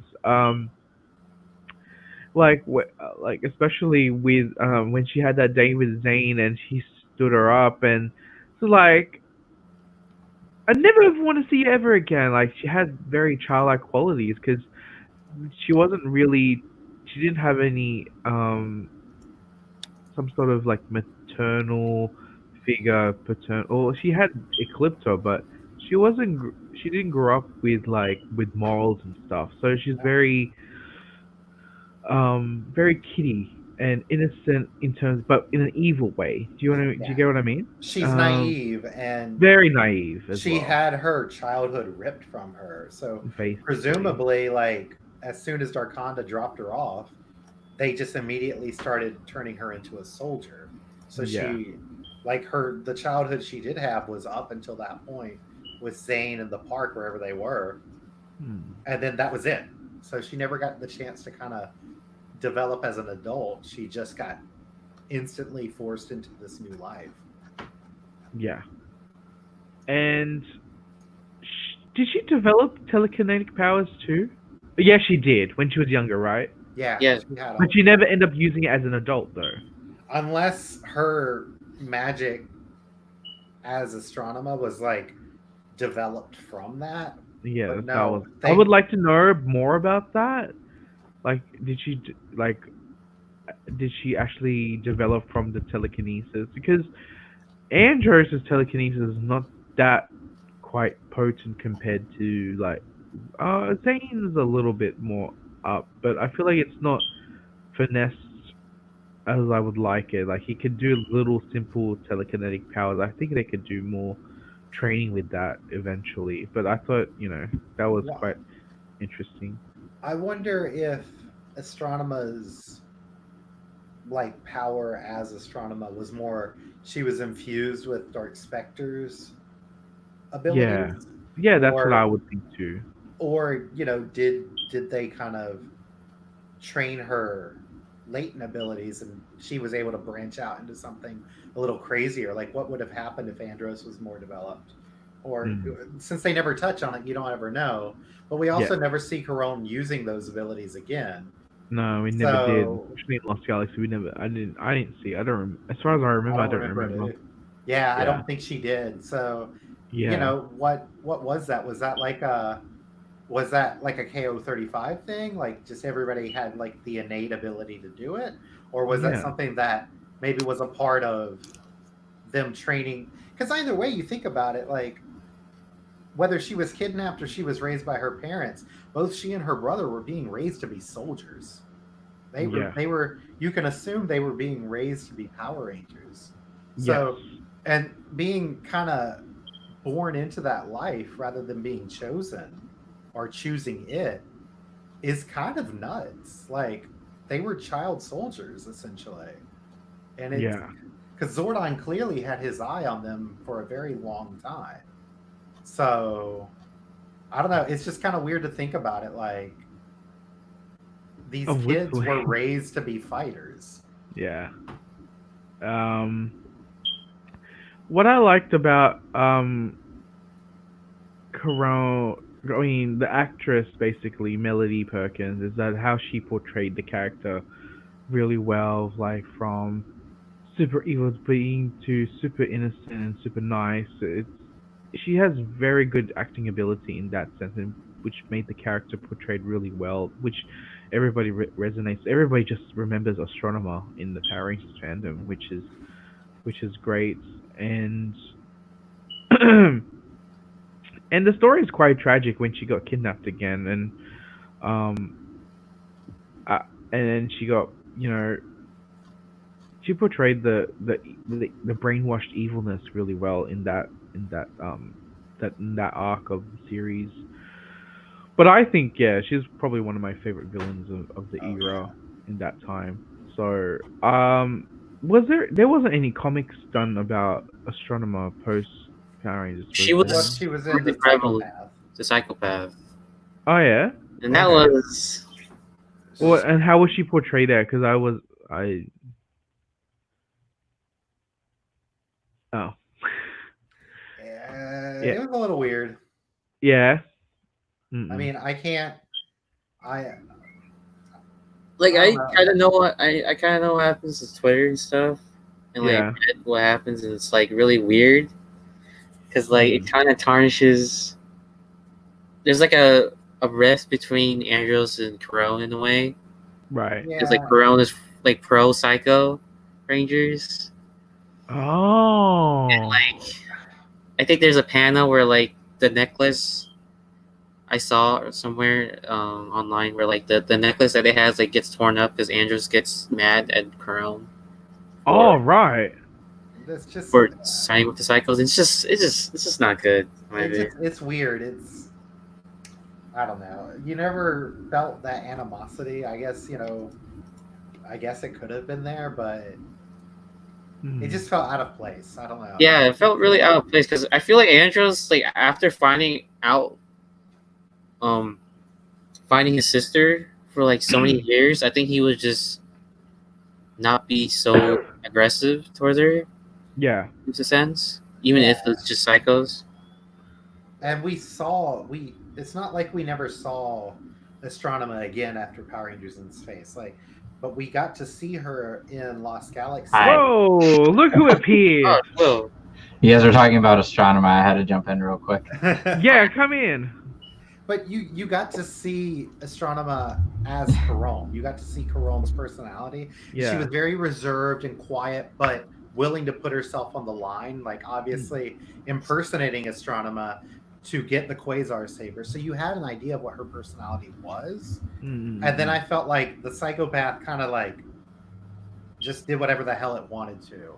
Psychopath really like took the psycho part and really applied it to Corone in it, because it really gave her these psychopathic tendencies, like very controlling. She was like kind of like grooming the Psycho Rangers, and it was really weird because it didn't seem to fit. What, that didn't seem to fit the show at all. The person Corone was. There was an annual story, The Trial of Astronema, which is, I think, supposed to take place after Lost Galaxy. It's either after Lost Galaxy or right before To the 10th Power. And basically, she's on trial as Astronema, and she's being held accountable for what happened. Actually, it's after, because Leo. Oh, yeah, I vaguely remember this. Yeah. And so it's I guess this council of some galaxy that she conquered as Astronema. She's on trial as Astronema, and like they, she's going over all this stuff. She's like, I've changed, I've done all these things, and they're like, we don't care, that's what Andros is telling them. But then she's like, no, I did all of those things, whether or not I was in control of doing it or I was supposed to be doing it. It doesn't matter. I still did all of those things. Now, when they wrote that made more sense, because that lined up more with how Corone saw herself in the show. Whereas the psychopath, it was weird. That whole comic it's not one of my favorites. It's not the worst thing, but it's definitely, it's one of those things where the writer just kind of,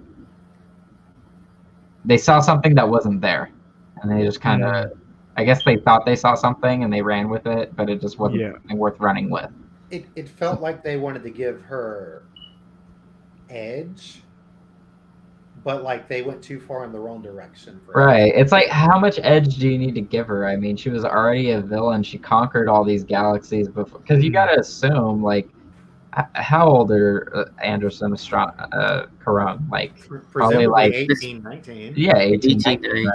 So you figure they're like, you figure maybe Corone's like 6 or 7 when she's kidnapped. Yeah. So what? That's like 10 years.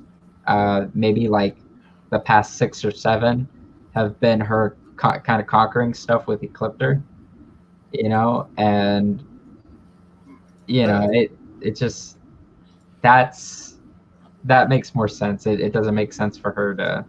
The biggest issue with it to me is that there's not a lot of blank space in between In Space and Lost Galaxy's portrayals of Crone.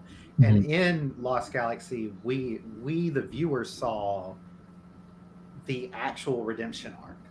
She got her own. She was only there for like 14 episodes because it was right at the end. Right. But you got to see her fight her guilt in like a manifested form, and let that go and become who she was basically destined to be.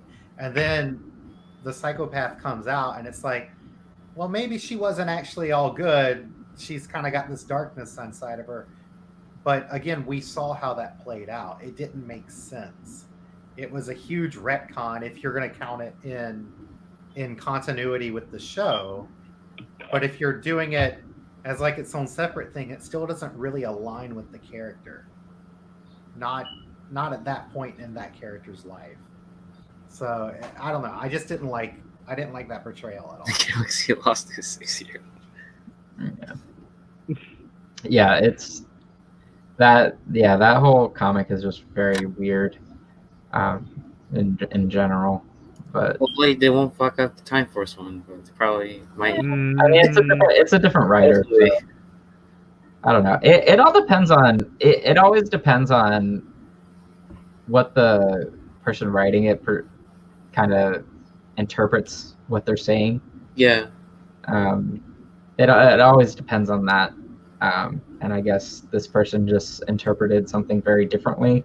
Maybe he just watched In Space by itself. I don't know if maybe he might not have seen Lost Galaxy. the whole part where she comes back. So that could have been a factor into it. But and as a person who enjoys this franchise and stuff, it's unfair for me to expect the writers to enjoy it as much as I do, because to them it's most likely just a job. all right. But as a writer or a producer or whatever who's taking on this job, you do have to do your research. I don't expect you to know every single thing like a fan would, because No, but they're always, and the thing is, usually with franchises like this, they do have a series Bible that they can reference. exactly, especially for a 30-year-old show. Yeah, exactly. So and there's always like a team there to kind of fact check stuff like that. I know that was a very big thing. Jackie Marchand is one of the people who kind of developed that, and she did that during the Disney era, and she created it so that way they can fact, because there's a lot of shit. There's a lot of stuff, especially within the first few years with all the world building that they did. So it's important to have something to reference, so that way, in case you do want to expand some more on this stuff, that you just kind of, everything's all lined up where it should be. And that one, I don't know, maybe it just was a thing where it just kind of fell through the cracks. Yeah. So I don't know. Well, and we don't know, too, what Hasbro's vision for the characters are, because even though this is the comic, there may have been somebody higher up than the writer who was like, no, I want it to kind of go this way. I doubt it, but they do still have to portray these characters in lines with the vision of who owns the franchise. Yeah. I don't think, judging by how Hasbro has really respected the continuity and just how they approach marketing, I don't think that that's the case. But I really just think this is more somebody didn't, like you were saying, like kind of do their full research into the background of what this character became. They were just like, it was almost like an alternate history in some ways, like a what if she didn't. Yeah, and I mean, that's always a way you can interpret that. I mean, that's the nice thing about the comic stuff is, and that's how I like to interpret a lot of it. Because I mean, even though very clearly the MMPR comics take place in modern day, it's still nice to pick things from them because they do kind of help fill in the gaps, like the whole bit with Tommy entering that dimension and actually becoming the White Ranger, and seeing Saba. No, you can't extract it completely, like verbatim, because obviously there's context there that only is relevant in the comics and not in the show. But you can still at least be like, oh, that'd be cool if that was the reason why Tommy was teleported. That's where he went. That's what this whole process looked like. And it kind of helps fill in the gap. And then like stuff like the Morphin Masters showing up and, you know, things of that nature. It's always fun to just kind of see those things played out more and fleshed out. And we had kind of talked about that earlier. Like, yeah, it's a great way to kind of inform things we didn't see in the show. You do have to kind of twist it a bit to make it fit, but right, it's never going to fit perfectly. But it's a good way to do that, and yeah, that's why the comics are important too, because a lot of, even though they're their own continuity, they do kind of help fill in blanks. Right, like they're still very much like on their own, and the thing is, like they set up a multiverse for this franchise, so, and there's been enough annual stories where you can just interpret like 50 different timelines as is right now. So I think that the big thing is people were so used to just kind of one steady timeline, and then people freaked out when RPM happened, because then they ended up saying that's a different dimension. There was a time when SPD was supposed to be in a different dimension, and then they did it again in Dino Charge, and you know that got another wave of people angry, and so it's just because they went so long. They went a good 15 years, 16 years in one timeline, which is crazy that they went that long. And then now it's just kind of like it branches off a lot more, and people don't realize that you can just take the little bits that you want to go with. That's kind of where we're at now. Yeah, it's gone on long enough that we kind of are able to do that. So anyway, it's kind of turned into a comic thing. We're talking about Astronema, sorry. Okay. At the end of the day, we love Astronema. Yeah, Astronema is the best villain in that era, easily. Yeah. Moving on, we have Darkonda and Eclipto. What do you guys think about them two? Darkonda and Eclipto are awesome. My car is named after Darkonda. Nice. Yeah, it's called Darkonda. But yeah, I mean, Darkonda's cool. Very unique for the time. Yes. I mean, that's the thing. A lot of these villains are very unique for their time, because a lot of the villains were just bumbling. Yeah. And I mean, if they were threatening, they got reduced to bumbling and stupid. That's what happened during this era. Yeah. But Darkonda and Ecliptor stayed the same throughout the entire run of the show. Yeah. And they never really had those moments where they were goofy. That's why Elgar was Elgar? Yeah, Elgar, yeah. Elgar. That's why they kept Elgar there, so he could handle all that stupid stuff while they just kind of took everything more seriously. I like the fact that they were like at each other, like they were having some sort of rivalry, and it was more like who's really on whose side, and I just love that dynamic between them both, and like they're changing loyalty throughout the season, which is great. Except Eclipto, he's just loyal to Astronema, but like it's just quite refreshing to see that again, because I haven't seen that in a while. Because like with Beast Morphers and stuff, it's still like one cohesive team. It's not like teams eating at each other. Like they have some sort of little rivalries going on, but I like to see this, like, you know. There's not a lot of infighting. Infighting is a thing that has not really happened a lot in PR in general in a long time. If it happens, it's very quick. Yeah. It definitely doesn't happen at all with the Rangers anymore. But there's even moments of that during this season, which is nice, because it's these people that are always around each other, especially these five. They're on a spaceship together, They're gonna have moments where they hate each other, and that's perfectly reasonable to know that they're not all buddy all the time. And I think that's kind of a dimension that or kind of a layer that's lost nowadays with the villains and just the Rangers in general. I don't blame them being grouchy at each other. I don't want them like trying to kill each other either. Yeah. But I don't mind the Rangers being grouchy at each other because, like, you look at the food they've been eating on that spaceship. You know. Well, the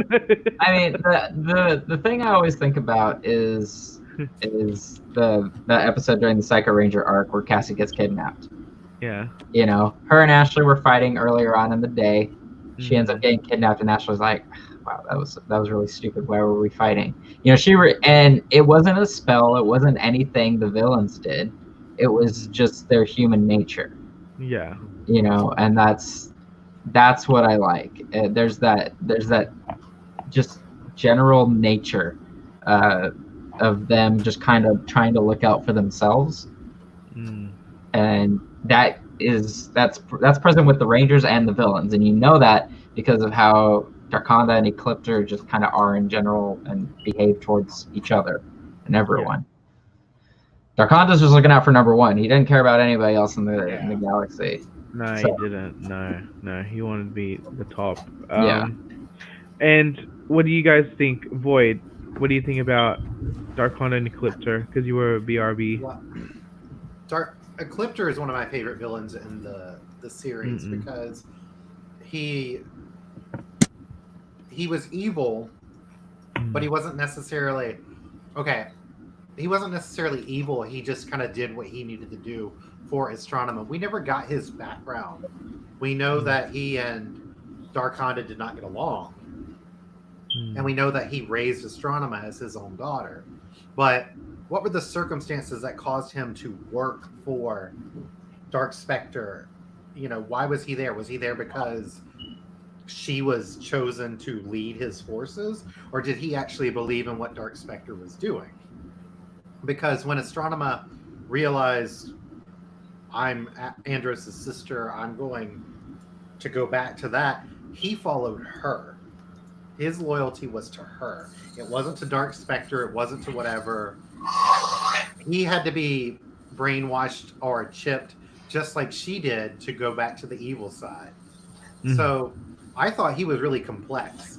And I really do wish he had survived the whole shebang, or at least gone out protecting her rather than being under like some kind of mind control, whatever.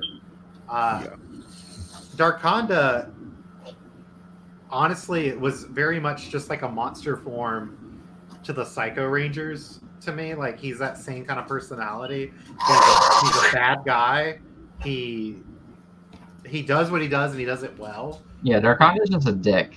Like, there was kind of his thing. There's no rhyme or reason to it. That's just how he is. He's just an asshole. And he's good at what he does. He's good at being an asshole, but he was very one note. Like, he was entertaining, but he didn't have any depth as a character. So I don't dislike Darkonda, but he doesn't really. He's just another bad guy to me in the end. Like, he was threatening. He killed Dark Spectre, but he didn't do it out of some goodness of his heart. He did it because he did it by accident. Yeah, he was like he was trying to take over for himself, but yeah, I don't know. He's just kind of there. Yeah, so, I think he's more memorable because he was from in space than because he was a good character. I think if this character had been in a different season that maybe wasn't quite as highly regarded, he wouldn't have been as remembered almost, you know? I think it also helps that his suit it's still to this day, it's one of the creepiest looking monster suits. Especially when you cut to like Japanese footage. It looks really creepy. We kind of like changed up the face a little bit to make it less weird. It's kind of like what we did with Elgar. Because in Car Rangers, he just looks like a freaking creep. And we keep going back and forth between like Lightning Collection stuff, but I wouldn't mind seeing like a 3-pack of Darkonda, Ecliptor, and their merged form. Dark Ecliptor, yeah, because that would be cool. I want that pack. But aside from like his involvement with the Psycho Rangers and how he took out Dark Spectre accidentally, you know, he's all right. I always liked how Darkon is like, I'm back. Every time he came back. Oh yeah, he had his 9 lives and he was awesome out. I'm back. What is Dark Hunter supposed to be based off? Is it based off a snake, or is he based off like? I don't really know. Cat? Yeah, I'm trying to understand why he had multiple lives. I'd like an annual story on how he got that to happen. Yeah, what kind of deal did he make to get that? Yeah, because I don't think they ever really. They never really touched on it. It was kind of a thing that he could do. With that weird, there's a certain amount of technology that is involved in the season, maybe from a leftover bit of Mega Ranger, but not in this case. But maybe Darkonda's lives weren't necessarily lives; they were additional bodies, and his final suit was actually like his final life was his actual real carbon body, and they just never explained that his personality was jumping from each. No, maybe because that would kind of go with because Ecliptor also seemed somewhat robotic, and they shared some kind of that's true. Some kind of past. Maybe they came from the same research. I don't know, but I don't think it was a mystical life thing. I think it was more like he has different shells. Yeah. But yeah, it did look like a Venus flytrap. Yeah, he did. I just didn't get the 9 lives thing. I thought he was like part cat or something like that. Yeah. He was invenusable.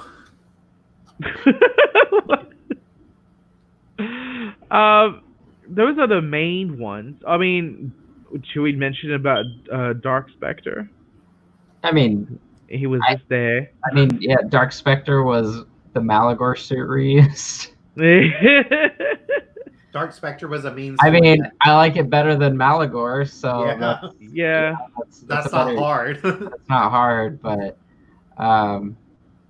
yeah, I mean, I feel like Dark Spectre was probably a bigger deal, but it was one of those things that they just didn't have the time to elaborate on it. Yeah. It's just kind of implied that everything leading up to this point has been orchestrated by Dark Spectre. So I mean, it makes sense. It makes, you know, you got the whole United Alliance and all that stuff of evil, and it's cool from just kind of like a scope perspective, just to seeing like how far this goes. And I'm sure the writers had plenty of plans because they had a million plans for this series that they just couldn't do because of like budget or whatever the heck, you know. So I'm sure it's something they wanted to build upon. They just never got the opportunity to do it. And then when they finally got the opportunity to bring him in, they're like, crap, it's the final season, and we want to do all this stuff with Astronema and Ecliptor and all these other new guys. So we don't really have time for Dark Spectre. So sorry. And something we had said was clearly he was the Malagor suit reused, but it also leads to the idea that they may have been like the same species or connected in some way. So right. If a comic kind of explored what that connection was. Yeah, I just wanted an entire comic about the Zordon era because there's so much shit that happened behind the scenes that we never saw. Exactly. Yeah. So I would really like to see like what the rivalry of Caron and or Astronema and Divatox, where that came from, aside from it just being like catty ladies. Like I could just imagine Divatox is just petty. I mean, that's what I love Divatox, so I don't, that makes sense. I mean, here's the thing: if I just defeated the Power Rangers, right? Something no one has done up until this point. I come waltzing in, and then this asshole is telling everyone this is going to be the new monarch of evil. I'd be like, "Excuse you?" And nobody ever she mentions it. She's like, "I did this." And everybody's like, yeah, whatever, we don't care. Here's Astronomer. And that fucking blows. Right, For even exactly. not, She like- defeated the Power Rangers and no one cared. No one fucking cared. He didn't even get a spot on the new team of like villains trying to stop them. Right. They took her shitty nephew and was like, "Here, have Elgar. He's useful." Right. I can appreciate that they did try incorporating her in some of the episodes. Yeah, they did. Yeah, A little that's what I bit. appreciate. So I thought she was actually kind of part of the show, but not enough to actually say that she's actually a reoccurring cast member. That's the thing. No. Yeah. So okay. So what are your favorite? Okay. So just on one character, who's your favorite? Just overall. Yeah, Overall? overall. Astronomer. Yeah, Astronomer, easy. I would say Astronomer as well. Yeah, How about Astronomer you, Tommy? too. And who's your least favorite? Least favorite. I Yeah. mean, Probably I'll- Carl. if we're talking about main characters, Carlos. Oh. would probably be that. Oh, main characters. I mean, otherwise Elgar. Yeah, Carlos probably. Yeah. I mean, it's only because Carlos didn't do a lot.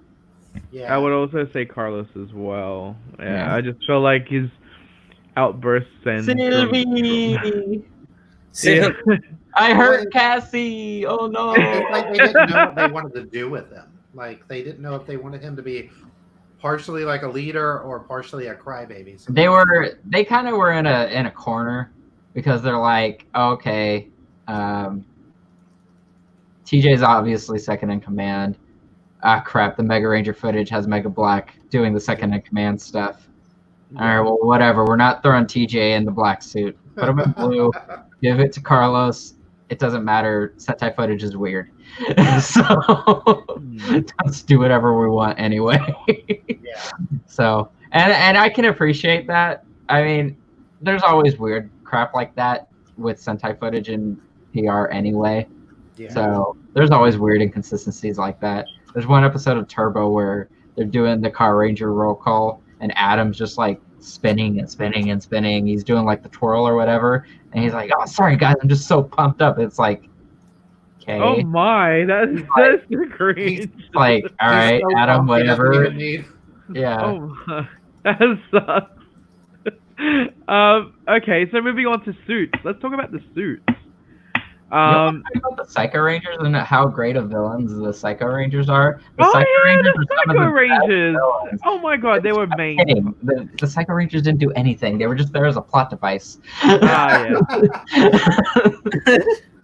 They were, Yeah, they they were were good basically for what there. they did, Honestly. Yeah. but like they didn't. The Psycho Rangers have only gotten so much more popular only in recent years. The Psycho Rangers were Yeah. never this revered before. No, Yeah. they were Because good they for only what- have like one main purpose. Right.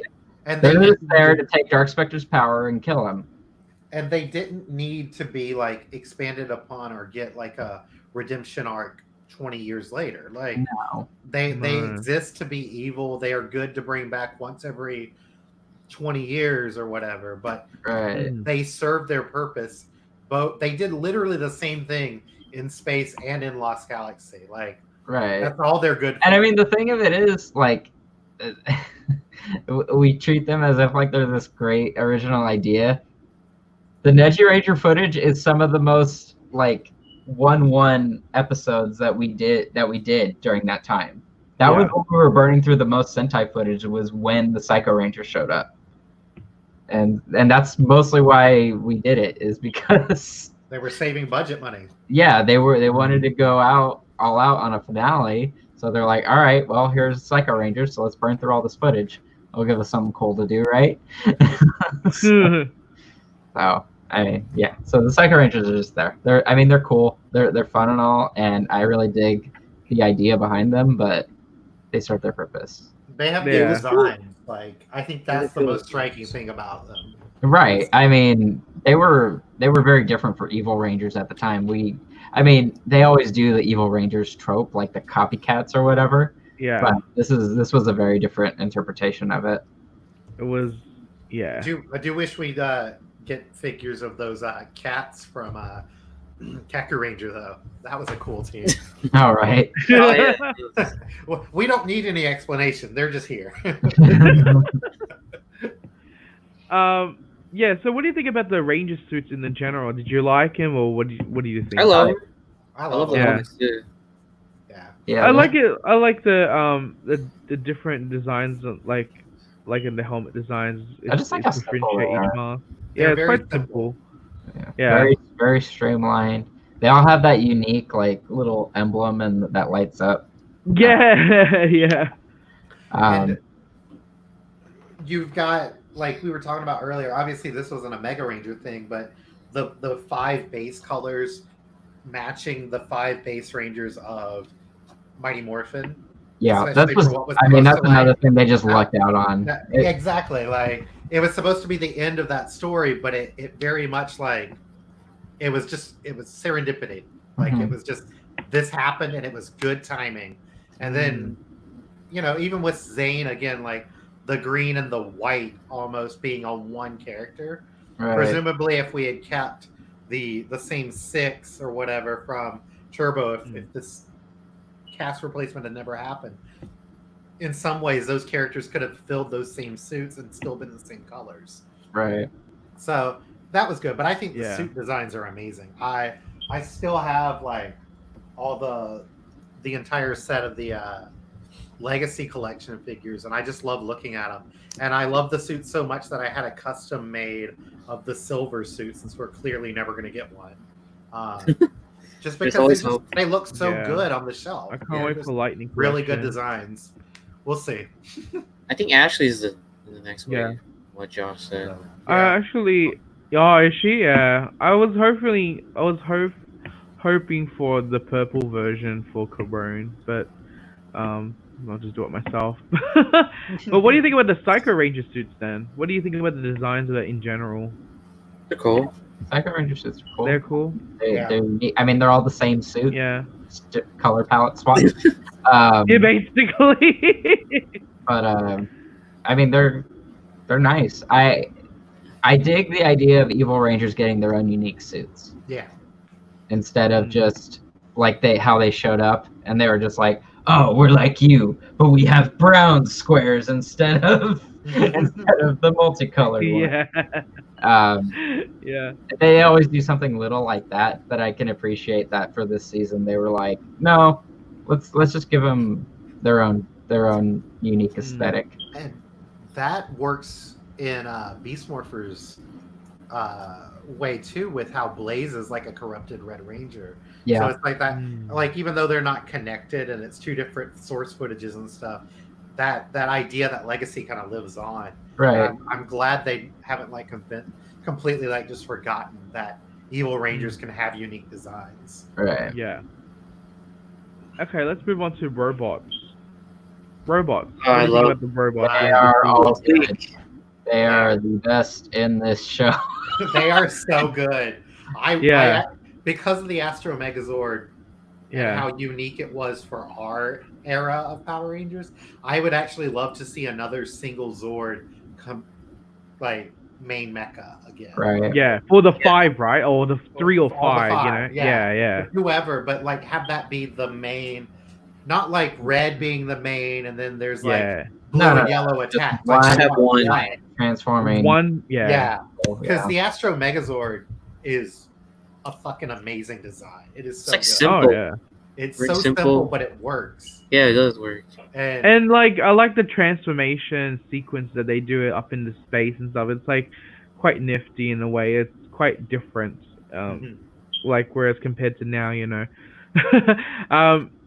But I also would like a Soul of Chogokin version of the Astro Definitely. Megazord. I would like fully articulated body, like can still transform into this the mega ship. I want something like that, a die-cast robot of that. That would be really cool. What about? Yeah, go.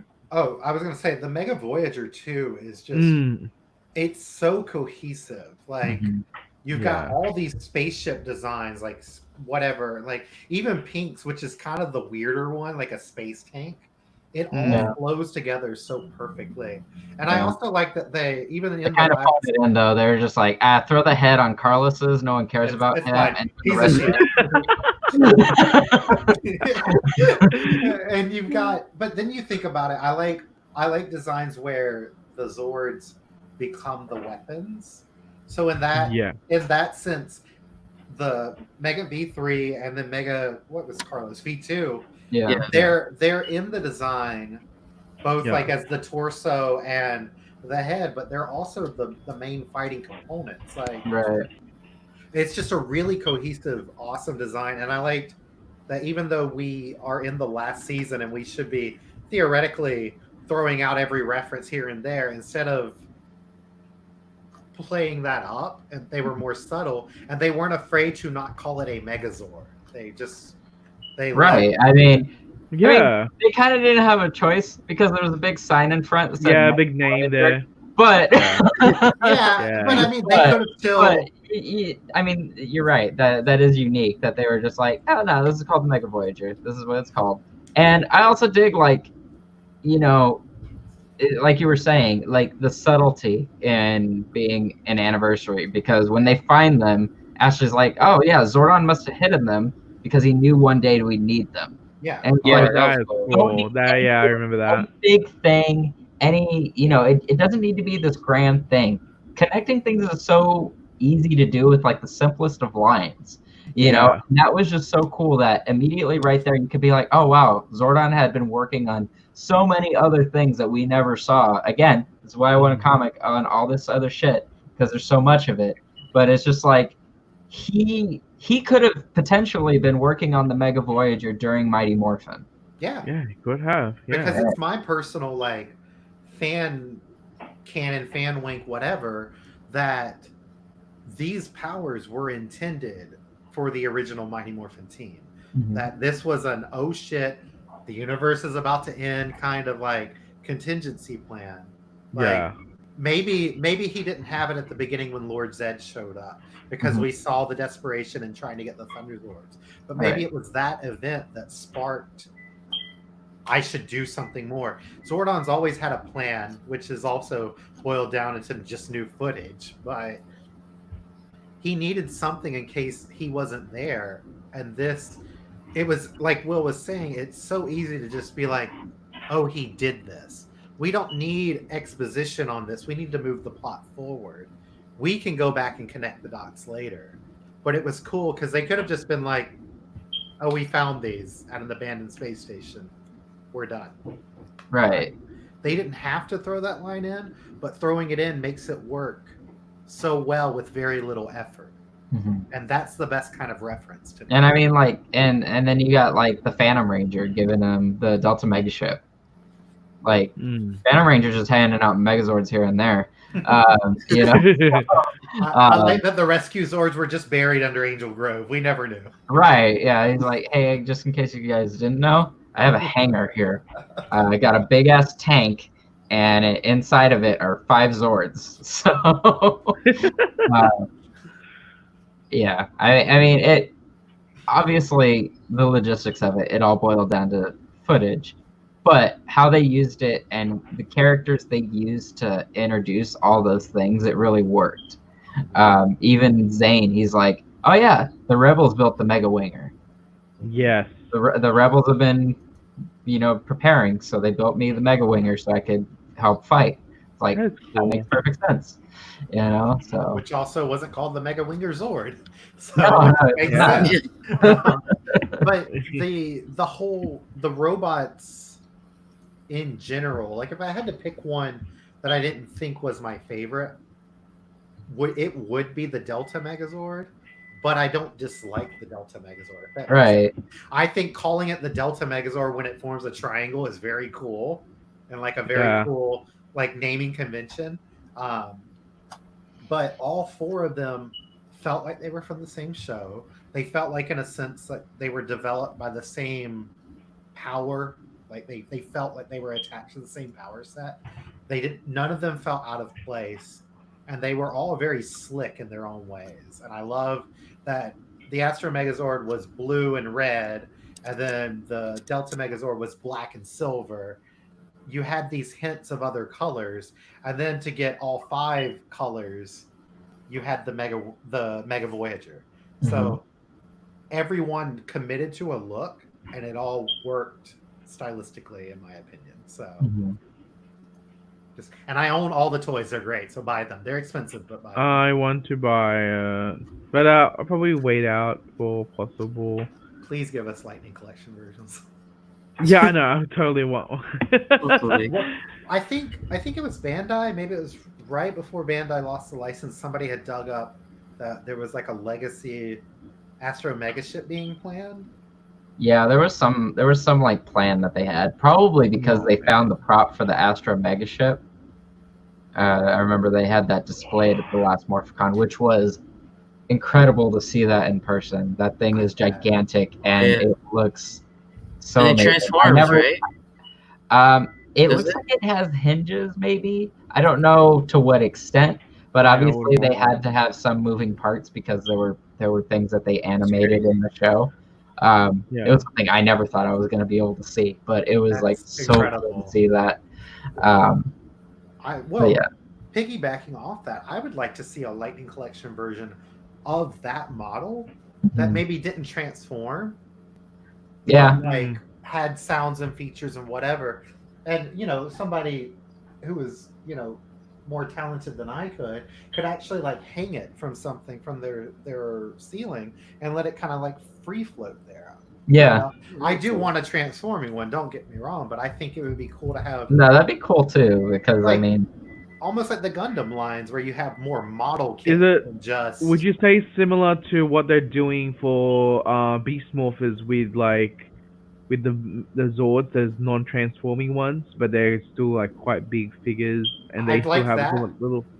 But more. I would argue more like a Millennium Falcon. Yeah, that's the easiest comparison. Like kind of like a playset kind of thing. I don't want the budget and the price point to get in the way of how good it should look. This should be a premium. Yeah. Like I hate throwing around the word premium item, but it should be more than a $30 toy if they were to do it. But I also think something like that would sell just based on the nostalgia alone without being Mighty Morphin. You can also throw it on Hasbro Pulse and make it an exclusive if you don't want to burden retailers. Yeah, I mean, if they Hasbro Pulse. Yeah. I can't have Hasbro Pulse. But just to give that some value on its own too. Like we got Psycho Green on there as an exclusive, but no, that's a $20 figure. We can get you one. You've got enough American connections. Yeah, honestly, you have enough connections. We can make it happen. Roland, calm down. Okay, fine. You're gonna get it eventually, Roland. Don't worry. Exactly. Hell or high water, you will get it. That model is so complicated. Like all of the Zord transformation models are really cool and intricate, but that's one I would really love to have in my collection. But I'm not going to spend thousands of dollars trying to acquire an actual prop. Okay, I got a duck. The other guys are being annoying, and I gotta get the call set up. So. Oh wow! Special guest star. Bye bye. Have fun. Bye. So what about the other toy lines? Did you get? I stole my cousin's Battleizer. What? I think I was a kid because like my cousin, he has like a bunch of Power Ranger toys. Yeah. Apparently, that's what my mom told me. Then I remember I was looking around his chest. I saw like the Battleizer toy. I was like, "Oh, that's cool," and I just took it home. It just went with me, but it doesn't work anymore, unfortunately, because of the sounds and stuff. Right. It's funny. Well, I want to get Artisan from watching In Space. I want to get the Artisan Digimorpher, the digitizer, and the Battleizer. Like probably. I had the Morpher as a kid. Yeah. I think most of the In Space figures where you pressed them and their helmets lit up. Yeah, the head. Yeah, I had that too. Yeah, I had that. My first In Space toy was because back when In Space was out, they would always put the toys out before the show, so you didn't know what was happening. So my first toy was Carlos's Galaxy Glider because I thought it was so cool. But I never owned any of the Zords until I was an adult because they were too expensive. Right. But my only experience with the toy line now is the deluxe Zords, which I have all of those, and then the Legacy and Lightning Collection lines. But Yeah. the toy lines back then were neat, but I think we should get some more updated ones. And I think we agree do. on that. I agree with that. Like I wouldn't mind a Lightning Collection Morpher as the next one after MMPR. That would be alright. And I wouldn't mind. I can't wait till the Lightning Collection figures eventually come out for everybody in that season. I wouldn't even mind Lightning Collection figure of Astronomer as well. Oh hell Because- yeah. That'll be fucking amazing. 2-pack. Yeah, that would be really cool. Galaxy Like, Pink. Yeah, Galaxy Pink and Astronomer two pack. Why You not? think you can have Kendricks too? Probably had Almost like three somebody heads. had that idea earlier today. So- I don't know where that sounds familiar from, but even an Astronomer and Divatox 2-pack, because that Divatox Why 2-pack not? that does exist I wouldn't. is super expensive. Yeah. Like it's like $100 brand new for like a 5-inch poorly painted figure. But Oh really? let's do it. I'm this close to buying one because I want one. But Yeah. I know the Which second one? I do, the Divatox figure. Oh, Yeah. But Yeah. like the second I do, I know they'll announce like a 2-pack with her and Astronomer called the Frenemies pack or something. Oh, that'd be cool though. I would yes. Take the shot for us. Oh god. Oh, okay. So good. Yeah. Toys are cool. Toys are cool. And Real then after that, so what's the overall score of the show? Honestly, what I would you really give it out of enjoyed- 10? I honestly really enjoyed watching Space. Like as I did too. like I was watching Avatar, and then I was like, you know what, I should probably rewatch in Space, and I just kept on watching, Yeah. and it's That's like, big wow, Wait, Avatar: The Last Airbender. yeah. Right? I was like, Right. 2 episodes left for first season. I was like, you know what, I should probably watch in Space because I saw you, Roland, were like rewatching it. Maybe I'll rewatch it. I was like, wow, all the lore and stuff, all different planets Yeah. that they went to was just really awesome, and I just really liked the show. I give it like 8 or 9, probably 9. Be generous. 10. Yeah. How about you? I would Boyd? give it a 9. I think Mm. I had the privilege of getting to watch it when it was real, when it was Oh, live. that must be really awesome. I mean, I was 13 at the time, so and Yeah. I had grown up Mm. watching everything. So when you watch Mighty Morphin through Jeez. what was supposed to be the end, That's awesome. you can say it. I'm old. It's fine. He's old. No, it was a really good conclusion, and watching it as it happened when you didn't know, watching Zordon die, it's one thing to say, oh yes, he died now, but when you didn't know it was coming and you saw it happen on the screen, that was fucking insane. You Like, watched it live, crazy. like that Yeah, I countdown saw the it that day. I saw Oh, Captain damn. Destruction that day. That was Because cool. like when I was a So- kid, like they had the Power playback DVD with all the Mhm. 5 episodes for Forever Red, and then that's how I got exposed to that episode. And I was like shocked when I saw Zordon die that Yeah. way, and I was like, what the fuck? Yeah. It was really, yeah. It was so good, like just to watch it, and then going back and watching it. Of course, it's the same. Like you've grown up a little bit. You can see like the budget. You can see, maybe the not so great acting.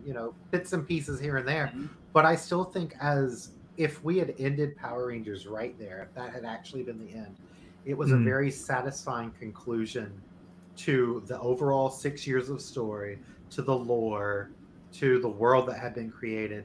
There are things that I wish they could have done. I wish they could have brought back more, like the originals, the other teams to help, Mm. to do whatever. But knowing why that didn't happen, it's fine.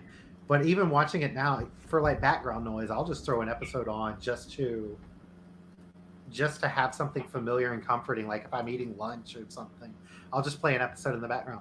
I'm watching Lightspeed Rescue right now, going through Oh, it. that's good. But even Cool. though like I should be finishing that, sometimes I'll be working and I'll just have Because you can hear and see time to time what's going on and yeah, catch and I up already what's know the going on. story, but it's still also comforting. Like I think it's a very, very good season. Some people I think would say maybe it's overrated, which you could say that about a lot of stuff, but I think it really But I it think it's deserves overrated. to be Like, overrated. It did. Like, we had never seen anything like it. And without In Space, and especially without like Countdown to Destruction, I don't think we'd ever have some of the things that have happened with the future of the franchise coming into the present. So it really set the stage for crazy team-ups with past Rangers, with all these, like, yeah, we had the Alien Ranger crossovers, but when you saw the Space Rangers come back and help the Lost Galaxy Rangers, they had weight to them. The Alien Rangers were, their suits are cool, but they weren't really. They had like characters. 13 episodes or Yeah, but you saw Andros and company come back, and you're like, oh shit, it's going down. Like, this is a threat. So there's no way in my mind that somebody could watch this show and think this season and be like, this is bad. Because it is so unique in what it does, but it also plays the nostalgia cards perfectly. I love it. For me, I'd give it a 9 out of 10 as well.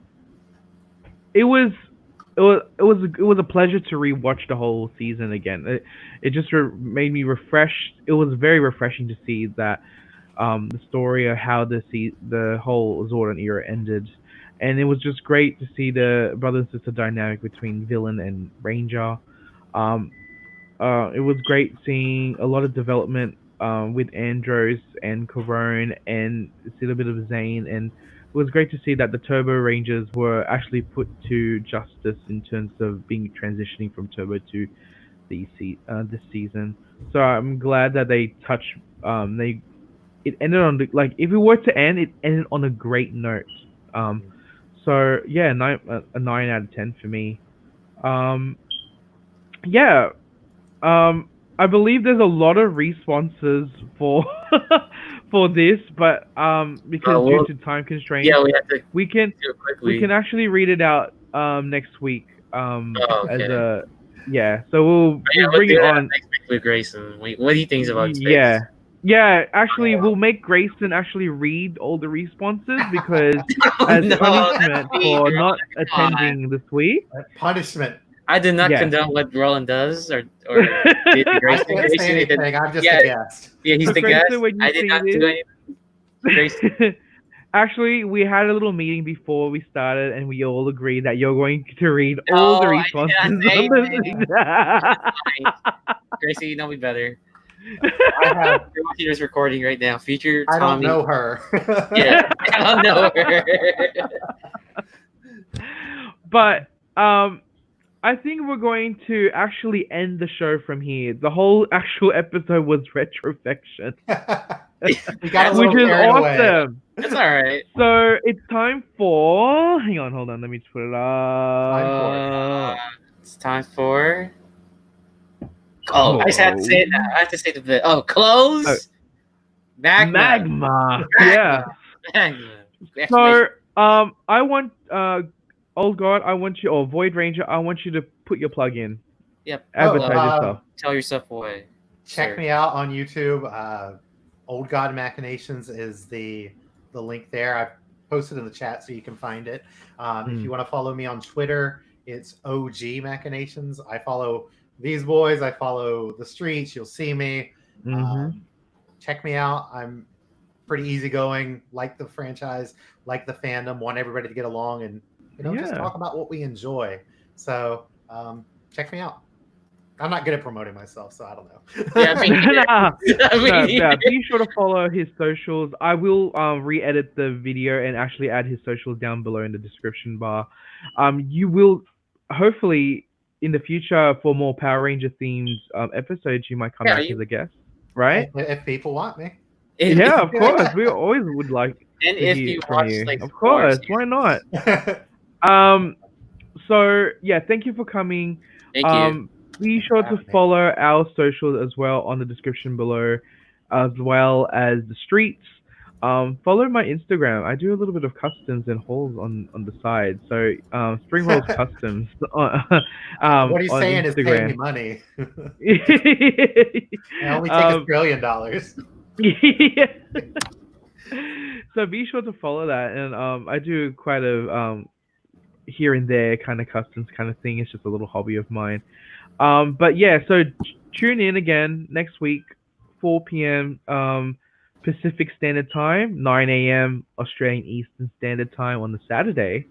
And then be on standby in the streets. They'll start in half an hour, so they start 7 p.m. PST.